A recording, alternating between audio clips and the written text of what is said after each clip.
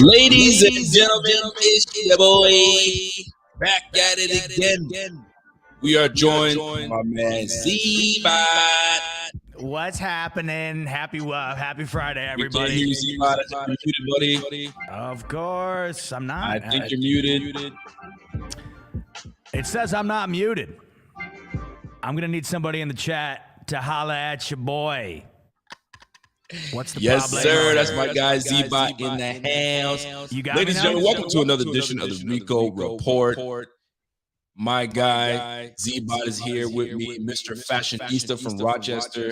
Yes, sir. If you guys aren't familiar with what I'm talking about, we had a beautiful clip by my guy Z-Bot this week, and he came in and killed the game. I'm telling you what, man, Rico. When there's breaking news, I'm on the case. I am on the case. Okay, that was groundbreaking, earth-shattering news. I don't know. I'm tossing names back and forth. I haven't decided yet. But I really like Chet. I like Chet. Chet's good. I like Mitch, Tom. Back to you, Tom. Back to you, Mitch. Back to you, Tom. I like it. I like it a lot. Tommy boy. Riveting reporting as always. We got a big show tonight. I think we got some topics that shock some people, some topics that I think people will kind of gravitate toward. I sure as hell hope so. I think so. I think they will. So here's the folks. The AFC is loaded. The AFC is loaded. You name a team in the AFC, they're going to be probably at some point. So everybody. So what's going on here? Are you what you using a telegram over there? What do you got going on? You I don't know what somebody snipped the wires on your mic. Who the F knows? You know what I'm going to have to do? I'm probably going to have to exit. You're going to have to hang out. All right, I'll hang out. I'll hang out. I'm amongst friends here. Go get it taken care of. You got it, man. So I'm going to exit. I'll be right back. All right. Listen, everybody knows here I'm no stranger to technical difficulties. If you turn into my show, God only knows you've seen me had my fair share of problems between my computer legitimately blowing up before you've seen this thing come down at least 10 times. So, hey, Rico gets a pass. We all get a pass. But good to see you. Friday night, it's the Rico Report. Rico will be back momentarily. The Rev will also be joining. Going to be tough to top last Friday's show because we got into every topic under the sun last week, but we have plenty for you today. We're going to be talking about, obviously, the draft. We're going to be doing another mock draft tonight. And speaking of mock draft, somebody who has been on the ball with this draft coverage, the guy I just spoke on before a couple seconds ago, my man, Rev. Yo. Rev's what's happening? Your mic on? Yeah, it's on. I don't think it is. I think your computer speakers are picking up. Fellas, it's Friday. I mean, friends and Bills fans alike in the comments. It's been a rough go here tonight, Rev. My man Rico, I'm pretty sure his studio was attacked by ghosts because everything he said would be repeated about 9 to 10 times. And now with you, I'm hearing that. Is it doing the same thing? It ain't sounding. Let me get you again now. Want to get you again? Yeah. Check. Ooh, you're sounding buttery now, Rev. You're sounding good now. That's what I'm talking about. How's everybody feeling with Rev right now? Can everybody hear Rev good? We all good? Because I'm hearing like a little echo. I wonder if it's StreamYard. I wonder if that's the problem. Let me get back in it, man. I'm gonna check it out. Everybody, all right, go check it out. It's almost like I was meant to be solo tonight, and I definitely don't want to be. And it's funny because, Rev, as you know, I'm the one who's always dealing with the problems. Tonight, I feel like I what did I do to finally figure it out? You know what I mean? I have no idea, man. Yeah, no kidding. All right, Rico's back in a second. He's performing a poltergeist. Or what is that? What do you call? Oh, an exorcism on his. Yeah, he's performing an exorcism within the studio to get things right. But yeah, Friday night and the draft, couple days away. It's really blowing my mind. Like Rico was just like, "Oh, how's your week this week?" I go, "That was good." And I go, "Oh my God, it's Friday." You know what I mean? As soon as Rico messaged us today saying we were doing the show, I go, "Oh my God, it's Friday." And yeah, we're here. It's Friday, and the draft right around the corner. And we're going to finally find out in just a few days who the Bills are going to take at 25. And the wait is finally going to come to an end soon here, Rev. We've had a million different discussions about it. And finally, we're just a few days removed from figuring out what exactly the move is going to be for the Bills at 25. And I know you and I in particular have hashed through a variety of different,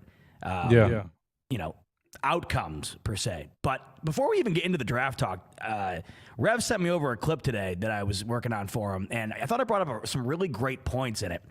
And I kind of wanted to have you elaborate a little bit more on it, Rev. So Rev sent me over a video today, and he was like, basically saying, you can have your cake and eat it too. The Bills' offense can change, but that doesn't mean you take the ball out of Josh Allen's hands. This run game can improve while still allowing Josh Allen to dominate in the pass game, not taking away anything from his opportunities to do so. Rev, you kind of looked into this. You had some findings that made you think the Bills can switch things up in the run game department and still let Josh Allen cook.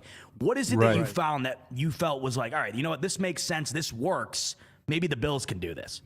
Yeah, so I was just thinking about how the Bills can be a balanced offense and what that would actually look like going into the season. Because, if you remember, Sean McDermott at his combine presser had said that when he was talking about Aaron Kromer coming over, that it was an opportunity for the offense to rebrand and reset. So with that in mind, and you think about how Sean McDermott loves being more balanced, he wanted the team to run the ball more and more effectively last year, but they weren't as successful as they would like to be. So now that Brian Daboll is gone, and then you bring in Aaron Kromer, who's known for developing O-line talent, especially in the run game, coupled with Rod Saffold and some of the pieces that they brought in, you have to think about what a balanced offense is going to look like without totally removing Josh Allen out of the equation, right? Because Brandon Beane said that the number one priority is to protect him. I mean, that's a $200 million asset, so you have to protect Josh Allen. You don't want him airing the ball out all the time. Granted, he can do it, but you want him to have to lean also on other weapons without him being Superman, so to speak. Because defenses, look, we saw it in we saw last year. Defenses changed up, and they believed. Actually, what they did was they switched things up on them instead of going that cover two. They went back to that cover two shell. Now, hold on, Bob. Before I get further into it, I'm starting to see that some people in the chat are saying that they hear it echo. So they still got echo on you? Yeah, they still get echo. So it's weird because I mean, you sound a little iffy, but it's not echoing for me. Okay, I'm hearing. Let's see what's going on with Rico now. Please tell me when Mike. Sounds yeah, Rico, you same thing. Bro, I don't know what's happening. But now they're saying revs. Now they're saying revs echoing. Yo, you got to be kidding me. Now Steven's coming in saying mute my speakers. I don't have any speakers on. So it's Z-Bot's fault. Oh, I would figure as much. I'm shocked it took this long for somebody to blame me. I'm trying to. All right, I'm looking. Hold on, let me get out of the studio and try to fix it, and I'll come right back in. Well, how about you guys both leave? And let's see if it is. Listen, I got to come clean, guys. I'm trying to sabotage both of you. I wanted to do my own thing tonight. You guys can get lost. Go do something. Go hang out with the wife. I'll take it from here. No, seriously, I don't know what the hell's going on. But I'm wondering if both of you guys have a problem. Maybe it is something that I got going on here that's messed up. Well, I'm going to try to. Yeah, and I still get the reverb, so there's some echo came back. Super annoying. I know. Voice is deep and all that, but I can't. You guys, it's not fun for you guys to hear in this time, this audio. It can't work. So I'm gonna try to on the fly try to hand this up. But Zebo, you're gonna have to man this shit for like all right, that's fine by me. Yeah. Let's get into this. All right, you know what? I got this, Rico. You got it. As you know, I was born for this. I was built to host the Friday night show on the Buffalo Fanatics YouTube channel. I don't know. Listen, I'm not a huge rap guy. Figured I'd talk about this while we got some time to kill here. Not a huge rap guy. I do like rap music. But Bill's Mafia Hitman coming in, by the way, says, I need shrooms for this one. Nobody's judging. Hitman. It's the weekend, baby. Do what you got to do. Anyway, I do enjoy rap, but I'm not like hardcore underground rap, all over the newest stuff. And especially the new music today. Listen, I'm a big rock guy. Rock's kind of dead. And that's the reason I go tour with Dave Matthews all summer. You know what I mean? That's my jam. That's what I listen to. They don't make them like they used to. Let's just say that. You're not going to catch me on tour with Olivia Rodrigo. Although I did go and see Dua Lipa in Buffalo a couple weeks ago, or a month ago, or whatever. Unbelievable. Dua Lipa, she's the queen of pop. She's the queen. But here's what I'm getting at. So I do like rap, not huge into it, so I wouldn't be the first to find these new tunes that come out, okay? As the kids would say. I'm getting up there in age. No longer am I in tune with the Hot 100 like I used to be. But if the Bills and Josh Allen are involved, I will find a way to find out about it. So there's this song that's out right now. And I've never heard of this guy. I think his name is No Cap. His name is No Cap. And he had a song just come out called Rap Dreams. And our boy Josh Allen has finally made it. You know you've made it when you got rappers rapping about you. Josh Allen, he's getting rapped about. This dude dropped a bar about Josh Allen. I'm about to play it, but I got to find it here for a second. This song is, I don't know. Like I said, I'm not a big rap guy. But this is the bar, as they say. Hold on. Here we go. Hold on. You guys got to hear this. Time out. Here we go. Oh, that's a bar. Let's bring that back. Let's run that back one time.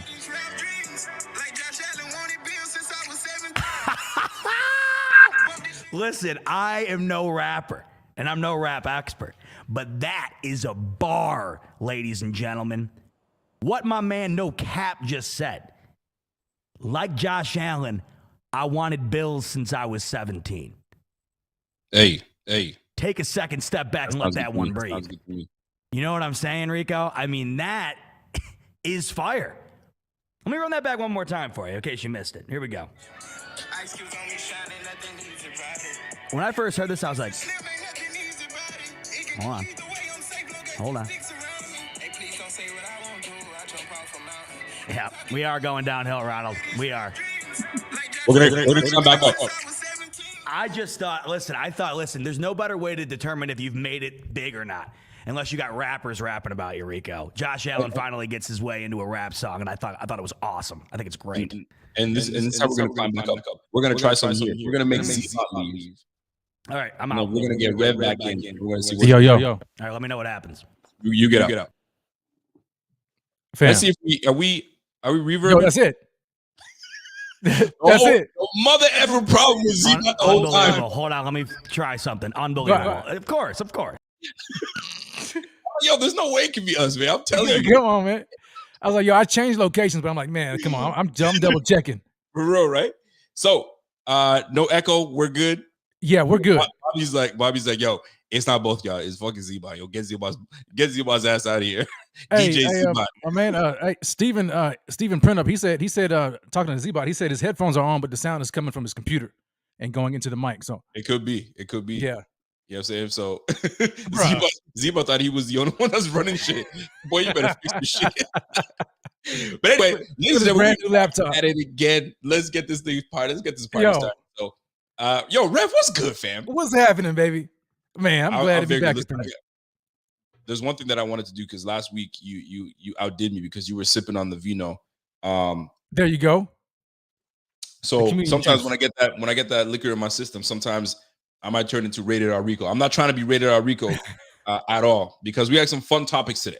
Yeah, no doubt. And I put something out for you guys to ponder on. And I hope you did your homework on our topics for the night. And our topics for the night was, who is the biggest freaking threat to these Bills? Yeah, man.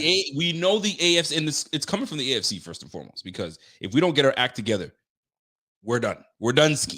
You know what I'm saying? That's some people talk like that. We're done ski. I hear it again, dude. I hear it again. Now I'm bad. Yo, I sound like I'm in. I sound like I'm on Mount Everest. Yo. Sound like I just bit into a York peppermint patty. Time. I'll be right back again. I'll try something else. You got it, buddy. So as my man Z-Bot is doing his thing, we got things to talk about. Now, before we get into the biggest threat, there's news coming outside of New Jersey. I'm not sure if you heard the news, but there's news coming out of New Jersey that Kadarius Toney is on the block. Oh, snap. The block is hot with Kadarius Toney. And, well, the skill sets Kadarius Toney brings is to get in and out of breaks, can go in the slot, he can kick and punt return, something that we don't have. Well, I can't say we don't have it. He's going to be he would compete for it when it comes to that return game, because we're not sure what we have in Stevenson. We're not. Let's keep it real. Mm-hmm. We're not sure what we have in our guy McKenzie. So it's going to be open to find out who's going on. Somebody said who?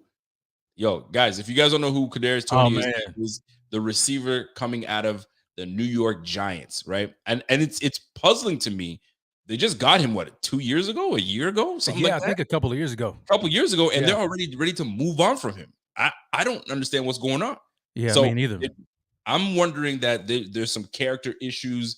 There's things that he's not buying into. But who blames Kadarius Toney when you had a coach like Joe Judge that was super military-like, trying to, you know what I mean, like put a square peg into a circle? Like, fam, just be cool. Do what you got to do. Don't try to flip things around. And that's exactly what he was doing with these Giants.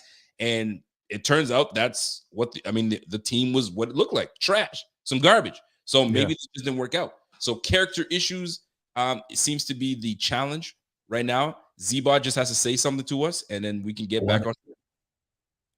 Oh my God! As soon as I spoke, it's still bad. Are you there? Unbelievable. No, hold on. We don't hear anything. No, we don't hear nothing at all. No, I hear you, but I don't hear echo. It's the crowd that's gonna have to tell us what they hear. And if they give us a thumbs up, that Z-Bot, as soon as I spoke, some drag racer just took off. So I thought that was me, but it was a car. So Kadarius Toney is on the block and available. Everybody's good. Let's fucking roll, man. I didn't want to cuss, but you are weird now. I know it's weird though. I'm glad everybody can hear me good. Now I sound like in my headphones, it sounds like I swallowed a balloon. So I don't know what the hell is going on. But hey, as long as the fans are happy, I'll sit here and suffer. I don't care. Right. I was about to say, can you deal with it or no? I'm good. Let's do it. He's going to deal. So what we were just talking about was Kadarius Toney is available. And if a lot of people have been talking about, well, we should draft a receiver with the 25th pick or draft a receiver altogether. Well, we have an opportunity to potentially go out and get Kadarius Toney. Now, how much we value a receiver like Kadarius Toney on this team, we may not need it. We got Crowder, we got McKenzie coming out of the slot. We have a guy like Diggs that can do both. So whether necessary or not, but Bradbury, if you find a package, you know what I'm saying, to put Bradbury and Kadarius Toney to send to the Bills for something, some picks next year, picks, I'm listening. I'd be all in on listening to what they have in store for us, but it'd be very interesting to see how that plays out. So that's the rumor that's out there. Kadarius Toney available. They're putting him up for trade. So will the Bills answer? Will the Bills be talking? And you always hear Bean's always listening. He's like, I'm always listening. I'm always looking to flip every rock there is. So let's make that happen. So we'll see how that plays out, man. We'll see how that plays out. Second topic I want to hit on, folks. Deebo Samuel. Deebo Samuel won out of San Francisco. San Fran's like, yo, we'll pay you. I'll give you the money. He says, no. Rev, why wouldn't he want to sign an extension with the San Francisco 49ers? Tell me why. What is the reasoning? This is what I'm thinking, and I've heard kind of pontifications. There it is about it, man. And I think it's because when you look at the usage that he's getting, right? How San Fran has been using him like not just a wide receiver, and I think he even coined the phrase wide back. So he's been used as a wide receiver and a running back, and so he's getting all of that usage, but probably only getting wide receiver pay. But he's putting in even more work, and so. You know what I'm saying? So when he's looking at all these guys get these extensions and all this money, he's looking at himself. He's like, well, look, I'm doing more than what they're doing. Like we love our own Bills, right? We love Stephon Diggs and what he does, but Diggs he ain't putting in the work that Deebo Samuel doing. He's not getting the ball out the backfield. He's not acting like a running back. You know what I'm saying? So when Deebo is looking at it, he's like, look, I'm doing this. I'm doing a job of a running back and a wide receiver. And maybe they're only trying to shoot him that wide receiver money. And he's like, look, I'm out. If this is what you guys are going to do for me, I don't want it, fam. And he probably wants to prolong his career and get out from all that multiple usage too. So I don't know. Plus, you got a rookie, no, he's not a rookie now more. He's going to be a second-year player. But he's Trey Lance. Yeah. So, I mean, he's probably looking to move away from all that. Zebot, what are your thoughts on Deebo, on Deebo Samuels? Is he justified to feel how he's feeling? Like, yo, I'm not – F y'all. I'm not doing with y'all. I'm not dealing with you. What does he have a leg to stand on? Man, I got to tell you, man. I mean, I'm getting a little sick and tired of this. This is what happened in the NBA a while ago, and I had a feeling it was going to trickle into the NFL. It did with the quarterback position, and now that is bleeding into the wide receiver position. This year, especially, we have seen what has happened to the wide receiver market. It has exploded. The amount of money that they're demanding now is insane. Deebo Samuel sees that. You couple that with the fact that the word on the street is he doesn't want to be in California for whatever reason, whether it be he's not near his family, what have you. But I guess, that's one of the main factors here. Apparently money isn't the biggest issue, is what I'm hearing about the situation. But you also look at their current quarterback predicament. They have Jimmy Garoppolo, who has been meant to be kicked off this team for the last 2 years and hasn't been. Right. You're wondering when the changing of the guard is going to happen. There's been a lot of just uncertainty in San Francisco. And Deebo Samuel, although he is a gadget guy, and if I was running the team, I'd use him as such, he feels as though he wants to be used more as a wide receiver than he has been this Swiss Army knife style player in San Fran. I don't quite understand that mindset. When you are a player like him, who's very unique, there aren't many Deebo Samuels in the league, you'd probably think he'd want to continue to play to his strengths, but that doesn't seem to be the case here. But the overall sentiment that I'm getting a little sick and tired of here is players just saying, well, you know what? I don't really like my situation here, so I'm gonna sit and pout in the corner until you move me. We've seen this time and time again. Last week we talked about it with Kyler Murray and Aaron Rodgers, and it's just continuing to happen again and again. And I think, unfortunately, this is what we're going to need to start getting used to here. I mean, this is what it is. The money is too big. They're seeing other guys demand it and get it. And if they're a player who is deserving of that type of money, or they think that they're deserving of a better situation, you are going to realize it quickly. And I think Deebo Samuel is currently putting the Niners in that situation right now.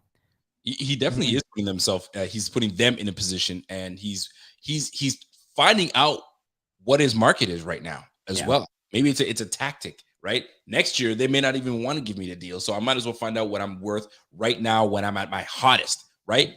1,400 yards receiving, over 300 yards rushing. He was he was the piece for that offense to go. I mean, George Kittle is nice. We love George Kittle, but Deebo Samuel, when you say Deebo Samuel, that's that dude. Now, I feel he has the leverage. I got one more deal. I got one more deal left for my deal. Yeah. If I'm going to get my money, I'm going to get it now because I am at my hottest. Because what I know the NFL will do is they will try to franchise tag me, which I highly doubt they might do that, but they have that option to do that. They will either say, you know what, we've used you again as a running back. Your body's worn and torn. We ain't paying you. We're going to let you be somebody else's issue. While he's healthy and capable of doing all things right now, this is where he's got the most leverage. And let me tell you, he's not the only one in this position. A.J. Brown's doing the same damn thing right now. And the receiver out of the Commanders, Washington. Scary Terry. Scary Terry, right? Terry McLaurin is doing the same damn thing.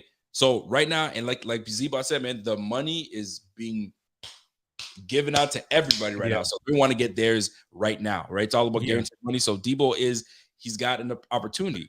Here's the deal. He might go to New York Jets, or he's going which is very, I mean, that right there makes the most sense because they have 2 top 10 picks and they don't have anybody to throw the ball to. So right. It makes all the sense, right? And guess what? San Francisco doesn't even have a first round pick this year. Yeah, they're not picking exactly first.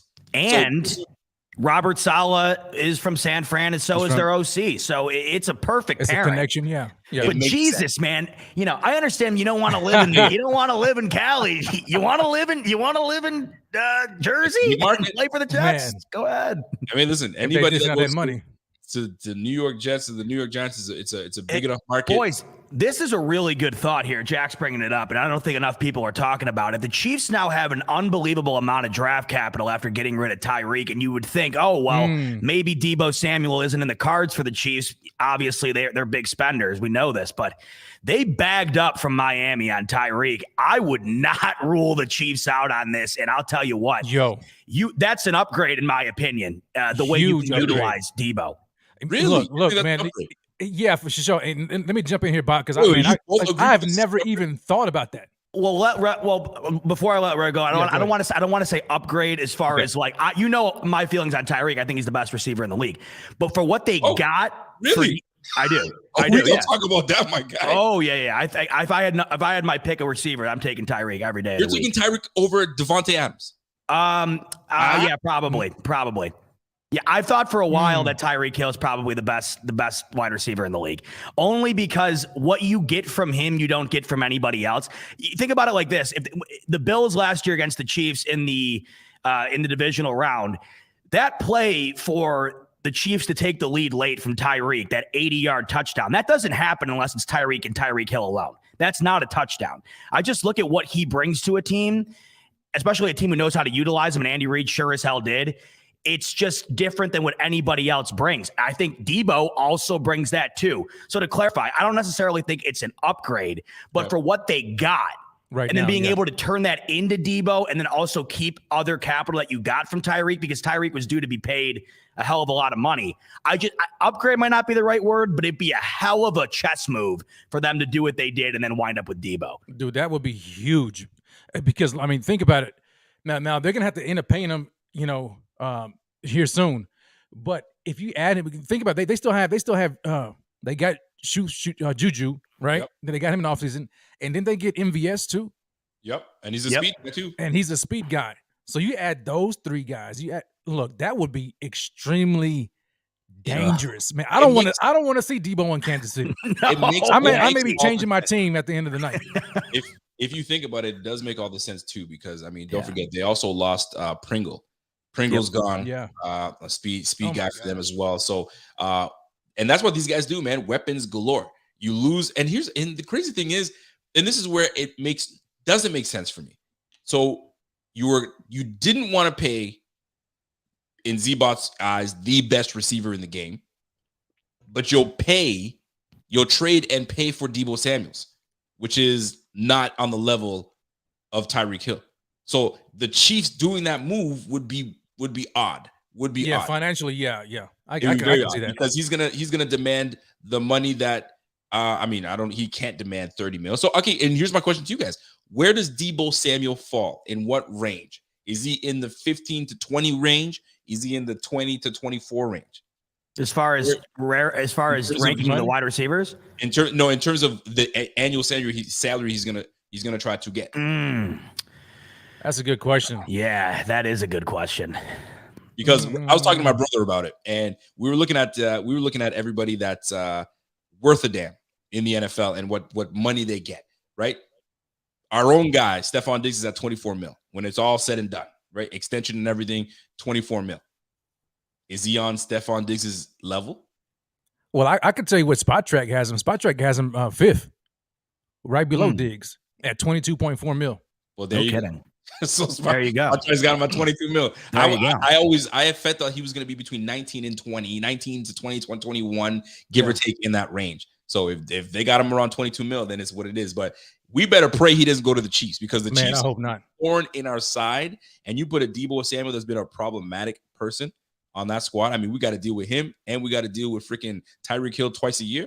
It is going to be something. So, which brings me to the topic of the day. You want to come say hi? Yeah, I'm sipping wine today. You want to come say hi or no? Come say hi. This is gentlemen, you've met the wifey before. Everybody has What's up, wifey? Hi. Happy Friday. What's up? Hi. Zeba says happy Friday. Thank you. Zeba. Yes. It's Earth Day. Actually. It is Earth Day. Yeah. What does that mean? What does that mean to you? I have no idea. My daughters have informed me. Does that mean you guys just smoke a whole bunch of weed or something? Is that what that means? That was the other day, Rev. Oh, well, that's 420, huh? Yeah, my bad. He goes, that means It comes from the earth. So I don't know. I just said that to sound cool. I couldn't tell you the last time I've partaked, to be honest with you. I always get asked that, by the way, which is funny because the show's name is, the Smoke Break. It's a play on the fact that I sound like I smoke a carton a day. That's where the name of the show comes from. Everybody always thinks I'm cooked on the show, and that's why I named it that. I'm not, ever. I couldn't tell you the last time I've done it because it's just not my jazz. You know what I mean? It gives me like panic attacks. You give me blunt smoker, Zebot. No? What'd you say? You give me that you're a blunt smoker. You're a backwoods guy. No? No. I got some buddies who are big backwoods guys. Listen, you know what the skill that goes into that? You got to undo it. You got to take all the crap out. You got to make sure it doesn't fall apart. I've seen it happen before me in my presence. And I'll tell you what. Well, I'm a culturally, I'm culturally aware. You know what I mean? I watch a lot of television as well. But yeah. Canadians, so like we're allowed to smoke and grow and stuff. Yeah, we can do it here in New York. Yeah, we can do it. It's weird. It's legal here, but you can't go into the store and buy it. So if you buy it from like a drug dealer, you're legally allowed to have it, but there's nowhere else to buy it. Shouldn't that be the other way around? It makes no sense. You can grow it and own it, but you can't walk into a store and buy it. So yeah, that's bad. That doesn't make any sense. By the way, Amy Wagner says, beautiful wife, Rico. Lucky fellas, because we Mafia have seen your babies. Yeah, my babies are so cute. Yeah, no doubt. So cute.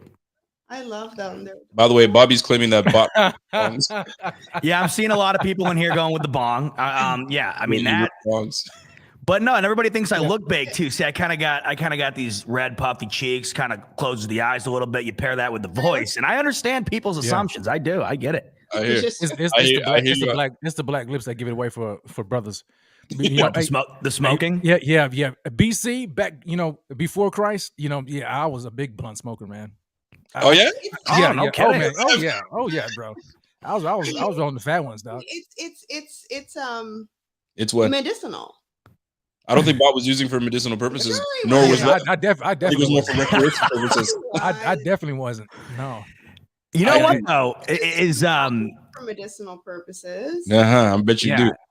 I actually don't mind the CBD.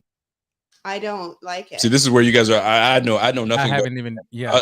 I've always been clean boy all day. I'm more of like an edible than a smoker. All right, we're not about to get to. We're not. Hey, this is about to become the real smoke break. Yeah, this is about to be real. Yeah, I know. Yeah, and your time is out. You're done. You're done. Oh, Rico, the wife's a G, man. The edibles are no joke. I mean, you got to clear your schedule if you're going to pop one of those back. You know what I mean? This one is a wild one, man. She's yeah. I'm definitely not the wild one. She's the wild one for sure. Well, now that it's legal and they're making them in like, science labs, the things they'll put you in the hospital for God's sakes. They're insane. And they look like, they look like very innocent too. You know what I mean? Like they looks like candy and whatever else. It's a mess.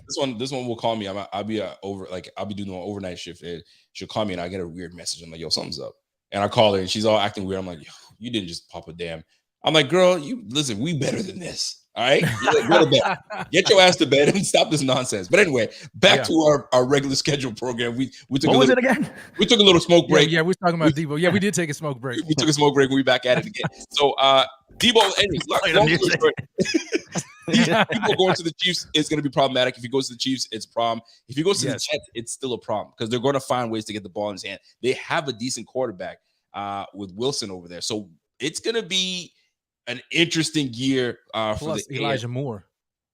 I'm telling you, man, it's a good squad out there. So it's going to be interesting to see how this all plays out. But to me, at the end of the day, he ain't staying with San Francisco. He wants out, and he's gonna get somewhere. So we just hope he just goes to freaking Man, go to the stay in the NFC, man. Golly. Say again? Stay in the NFC. Yes. Yo, Jeez, please. Do you guys find that like everybody's just coming to the damn AFC? Bro, I don't get it, man. I I mean, guess they yeah. just want to play for. I mean, all the quarterbacks are here, Like, so I guess they just want to play for a quarterback. the NFC is weak as shit. Tom Brady's gonna go to the damn Super Bro, Bowl. cakewalk in his sleep. God, He's literally Rams got something to do with it, but we'll talk about that in just a second. But man, oh man, oh man. So here's my question to you guys, which I'm very interested. Yeah, here's my question for you guys, and let's get right into it, man. The toughest team, the team that's going to give us the biggest problems in the AFC. And I'm going to start with Z-Bot. Z-Bot, make the case for the team that you feel is going to give the Bills the biggest problem. There is a wide variety of options here, and I think you could argue all of them. I think you really could. To me, here's what it all comes down to. I don't care about anything that happens in the regular season, truth be told. Obviously, I'm going to cry. You know me. You know, Rico, I can get a little emotional sometimes. You know what I mean? Of course. Not out of pocket, but I can get a little emotional at times. So I'm not saying if we lose, I'm not going to be absolutely off my ass pissed, crying, whatever the hell else you see me do it all. Regular season is everything. It's the best part of the year. I get that. But when it comes to competition, when it comes to looking at the AFC landscape this regular season, I don't care if, say, the Chiefs beat the Bills in the regular season. I don't care if the Browns beat the Bills in the regular season. All I care about is the one thing that we have talked about on every show probably since its inception, and that is the Kansas City Chiefs in the playoffs. That, to me, is the only thing that matters when it comes to talking about the Bills and getting to the Super Bowl. The Bills have had two opportunities to do so. They have both been foiled by the Chiefs. Arguably last year was the most unbelievably upsetting, gut-wrenching, and sickening loss this franchise will ever suffer. Not only because of the way it went down, but because I know in my heart of hearts the Bills are playing in Los Angeles for the Super Bowl. If they beat the Chiefs, they were not losing at home to Cincinnati. And the way the Rams played in that Super Bowl, I'm sorry they weren't beating the Bills. That game, that Super Bowl, would have been ours if it weren't for the Chiefs. And then the year prior, the Bills just weren't good enough. They were not good enough to beat the Chiefs. They are now. They were last year. Still didn't do it. Still didn't get it done. So to answer your question, Rico, the only answer to this question, or maybe there's two, the only answer is the Chiefs. The second answer, who is the biggest threat to the Bills? It's the Bills. The Bills. Look at you, huh? The Bills stood in their own way last year in the divisional round. They stood in their own way. They mismanaged the hell out of it. Dare I get into it, Rico, which I won't. We've done it a million times. We've done it a million times. I won't do it, and I won't do it again. But the answer to this question, and we've talked about this. Remember the question we talked about, Rico? Is the pressure on for Sean McDermott? But when it comes to playing the playoff, that pressure is 11. Goes for the entire organization. Answers the Chiefs for me. Yeah. The Chiefs. Man. And you know what? And you can't go wrong with it. They've knocked us out 2 years in a row. We just can't seem to get over the hump. The first year, we just were unprepared. We got out-coached. We just got out-dueled. We just weren't good enough to be on the field with them. Last year, I mean, we already know what it is, man. It just wasn't our moment. It wasn't our moment. Although it felt like it just wasn't our moment. So I think a lot of people would say the Chiefs would pose the biggest problem. Now, is there anything specific that worries you about these Chiefs? Is it coaching? Is it specific players, or is it something something on the Chiefs that we just can't seem to stop? What is it more? Can you give me a little more detail on why you feel that they're going to be a problem? Well, Andy Reid, I think, has almost gotten to the point of ever since the departure of Tom Brady from New England. I mean, you could make a real good argument that Andy Reid has been the best coach in the league the last couple of seasons. And the way he has been able to make that offense operate at such a high level for this long, and the way he has utilized the assets that they have to the point where they have been the most feared team in the league for the last several seasons. That's a definite threat to me. The way that they have coached these games, they're very, very tough to beat in that way. Obviously, Patrick Mahomes, of course. Yep. It just seems that there is this elephant in the room every time we play him. It just feels different, doesn't it? When Mahomes is on the field against the Bills, you feel a lot more uneasy than you do against any other team. Lucky for us, I know for a fact that the majority of fan bases around the league feel the same way about Josh Allen, so that's good to know, obviously. But I just think the coaching is terrific. The quarterback play is obviously right there at the top of the league. You got the best tight end in the league. But the one thing that fears me the most is that they just really don't lose. I mean, they never get destroyed ever. Right. Nope. They're never out of it. They're never out of it. Clearly, you leave them 13 seconds and they still win. That's the scary part. You have to play a full 60 minutes of your best football to even have a chance to win the game. So that, to me, when you look around the rest of the league, how many other teams, especially ones that we know we're going to have to face, how many other teams do you say that about with certainty?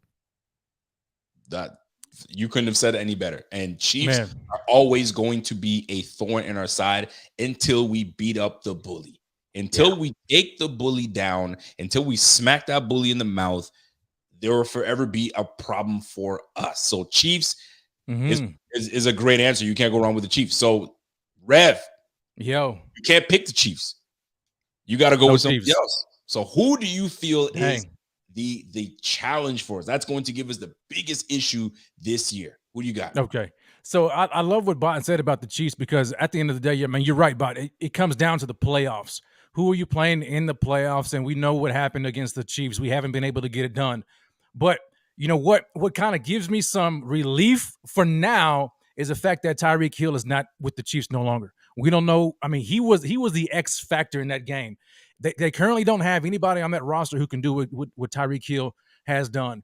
Can they add somebody who can maybe mimic that to a degree? I'm sure they can with those draft picks. But until then, we'll see what happens. But for me right now, I'm going to go with a kind of a dark horse, I guess you can say, and I'm going to pick the Los Angeles Chargers.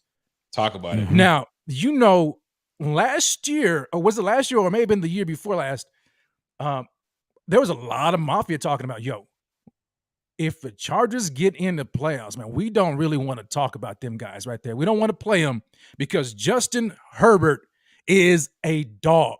I know, mafia, we love Josh Allen, and it's almost hard for other Bills fans to give kudos to other quarterbacks. But look, let's just give credit where credit is due. Justin Herbert is a beast of a quarterback, and he is extremely young. At the end of the day, this is a quarterback-driven league, and unless you have a team with a dynamic quarterback, an elite-level quarterback, your chances are slim to none when it comes down to being any type of competitive within the playoffs or anything like that. And you look at Justin Herbert, last year, his stats are ungodly. He had 5,000 passing yards last year with 38 touchdowns, 15 interceptions. Look at the talent on this team. I'm just going to name some names, and you guys tell me what you think about it. Name drop. Austin Eckler, Keenan Allen, Mike Williams. And then you look at the defense. They already had, you know who I'm talking about. They already had Joey Bosa. Then they added Khalil Mack. In the backfield, you got Asante Samuel Jr., J.C. Jackson that is added, Derwin James, Nasir Adderley. Look, these guys are not going to be pushovers. Look, it's going to be hard for the Chiefs or anybody in the West to get out of that division anyway. It's going to be a dogfight. So I'm looking at the Chargers, and if we match them up with us, and you look at their secondary, you look at who they added on the defensive line, they're going to give us problems, especially right now when we're currently struggling for corners. You know what I'm saying? Who's going to go up against Mike Williams? Are you going to trust Dane Jackson against Mike Williams? Trey is not going to be back for a while. So what do you know what I'm saying? So you look at Justin Herbert. Look, that's a dangerous team right now. And Austin Eckler is no joke either. So yeah, I love the Chiefs, but man, the Chargers are that sneaky team that could possibly give us fits in the playoffs.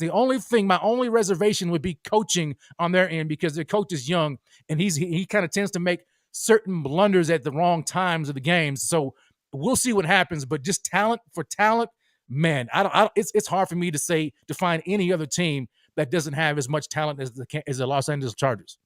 And that's how you make a case. And you know what? You nailed it. And I was talking to Pierre earlier today, talking about, man, these Chargers, man. Because we were talking about, we were kind of brainstorming, like, yo, who is a threat? I mean, every team is a threat. The Ravens, you can say, are a threat. The Bengals, you can say, are a threat, right? Because I mean, the Bengals just went to the Super Bowl. Yeah. And you got Pierre saying he's not worried about the Chargers. The Chargers are overrated. Khalil Mack, not the same Khalil Mack that he once was, right? So he's not overly concerned with the Chargers team. I think he's capping a little bit. I think that's a team that you should be worried about. And if it wasn't for them doing the right thing by playing it out with the Raiders last year, I don't think anybody in the playoffs would have wanted to play the damn Chargers. That Chargers team was a scary man. So I'm they're too good to not make it this year. And I'm telling you, Brandon Staley and Rev just alluded to it. I think he's a hell of a coach. I love his aggressiveness. I wouldn't be shocked if his seat was a little hot this year. With the talent they have, not being able to make the playoffs the last couple of seasons, it's almost unacceptable. It's inexcusable. Big year for him, and there's no excuse this year. I am in complete agreement with Rev. They have all the pieces. It would be an utter shock if they don't wind up being one of the top 10. I mean, I'd be stunned if they're not there at the end. You know what I mean? Unless the West just eats them alive, but they're too good. Especially with Justin Herbert still under his rookie deal. Yeah. But they better, and the defensive upgrades, really. I mean, their offense was already top notch. Their defensive line now is insane. So insane. So Jenna Carlson comes in and says, you know what? Bring the Chargers to Buffalo in January and watch them crack. Ooh. I guess maybe she's saying that lightning doesn't work in the wintertime. So we'll see how that plays out. So for me, I'm going to go a different route. I think I might choose a team that you guys didn't think that I would choose, that I think that most people should not sleep on ever, because they've given us issues before, and they certainly gave us the business last year, and that is the Indianapolis Colts. I'm going to tell you right now. Man. Good one. If we are sitting here not talking about the Colts, we're in an issue. First of all, the Colts beat us with kicked our ass. Whoops, what do you mean close? That way. They the only team breaks. They beat the brakes off of us. They embarrassed us. I was embarrassed as a Bills fan watching our team just get pounded. You understand? And we got grounded and pounded. Exactly what happened. And we got grounded and pounded by the best back in the game in Jonathan Taylor. Jonathan Taylor had his way with us, right? For over 240 yards rushing. It was absolutely disgusting, right? And they did it with a quarterback that didn't do ish, right? Now they have a quarterback, a potential future Hall of Famer, a former MVP of the league, could have been a Super Bowl winner, but he freaking lost to the damn Patriots. And, you guys already know the deal. But this team is already a team ready to go. So what do they do in the offseason? They go ahead and bring in Stephon Gilmore.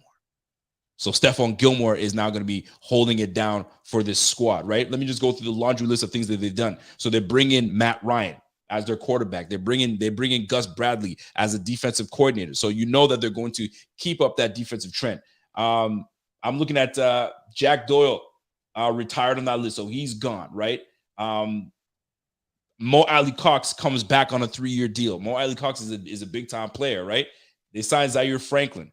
And I'm looking at the rest of Ashton Doolin comes back in, and you've already got the best linebacker in the game on that squad. So this team, the defensive line is loaded, locked and loaded. Last year, Jonathan Taylor, 1,800 yards rushing, right? Michael Pittman had over 1,000 yards last year, right? This team, Darius Leonard, turnover machine. So we saw what they did to us in the playoffs. We barely got by. It was a bat down to get us to go ahead. And if not for the heroics, you know what I'm saying, of Josh Allen and Gabe Davis that game, my goodness, we don't come out of that game. And Rodrigo Blankenship literally crapping the bed. He missed like a 28-yard field goal. Yeah, You're right, Rico. That game is way more insane than we thought. We shouldn't have won that game. No, and if Matt Ryan was in there instead of Phillip Rivers, I'm telling you right now, we'd probably be talking about a different situation. Absolutely. I'm telling you. So these Colts, the Colts were just, they should have made the playoffs last year. They should have made the playoffs, and that's one team I did not want to even face. No. They ended up losing. They ended up losing out on playoffs, but they went 9-8 and missed the playoffs. What a disappointment they were. So I'm telling you right now, this Colts team, with a Carson Wentz led team. Now you got Matt Ryan in the fold, and they're going to add some draft picks on top of that, fellas. And let me tell you, on this defensive line, because I was actually surprised. I had Owens. I had I think it was Matt Owens that came on our show. He's a Colts fan, and he was telling me on their defensive side of the ball who they had, and I didn't realize how good they had it on their line. So their defensive line, DeForest Buckner, defensive tackle. All right, that guy is a problem. Yeah, that's number one. Grover Stewart. Problem. All right. That's on the line as well. They had Kwity Paye out of Michigan. I believe it was Michigan. Problem. Right. There's one more that I'm missing, a defensive tackle that I'm missing, defensive end that I'm missing on that squad. But that is a good team, and they're going to add to it in the draft. Ladies and gentlemen, these Colts, we cannot sleep on these Colts. They're going to be a problem for us. That's why we need to continue to add to the firepower on this offense, and we need to add to this defense, because right now, receiving, I mean, they brought back their old savvy vet receiver in T.Y. Hilton, but you've got Michael Pittman that's going to be leading the way. Zach Pascal that's going to be there. You got T.Y. Hilton coming back. Mo Ali Cox is there. Naeem Hines comes in and out of the backfield catching the football. I'm telling you right now, these Colts will do work. Now, do I feel that we can't compete with them? Absolutely not. We can compete with the best of them. I mean, everybody's building their teams to beat the Bills. Right. You see what we do. Everybody's building a way to try to beat the Bills. But if anybody's going to give us a problem and a challenge, the Chiefs, 1,000%. Yeah. The Chargers, they're ready and rocked and they're ready to go. Right. And then on top of that, you got the Colts on top. And I didn't even talk about the Miami Dolphins. The Miami Dolphins loaded up to try to whoop our ass. Now they loaded. They're locked and loaded. They're ready to go. I mean, we're whooping their tail. I think so. I was watching Good Morning Football. Out of the last 6 games that we played against the Miami Dolphins, the average margin of victory. Did you guys know what that? Did you see the number yet? 18 points. Could you imagine opening a spread, an 18-point spread to beat the Dolphins? Like, come on. Like, but now they got Tua. Tua's the big question mark. He's the big X factor. But we got the Ravens. That's going to be problematic. We didn't even talk about the Raiders. The Raiders got they improved. They got Devontae Adams, Russell Wilson, by the way. Russell Wilson out in Denver. Like, this is. Here's what I'm saying. Like and we had to pick 3, man. And the AFC's Titans loaded. We can't beat. And we didn't even mention the Titans. Dude, and the Titans are problematic for us. Well, you know what, Indiana, and that's another reason to be scared of Indianapolis. I'm not that I have no right to disrespect Tennessee. We just can't find a way to beat them. But Indianapolis is winning that division this year. I'd put any amount of money on. I'm not high on Tennessee this year. I was higher than hell. No pun intended about our earlier conversation. I was higher than hell on the Colts last year, and Carson Wentz just absolutely laid an egg. Matt Ryan's not going to do that, in my opinion. I see people in here saying Matt Ryan's old. Yeah, he's old. You know, so is Tom Brady. So is Matt Stafford. So is Aaron Rodgers.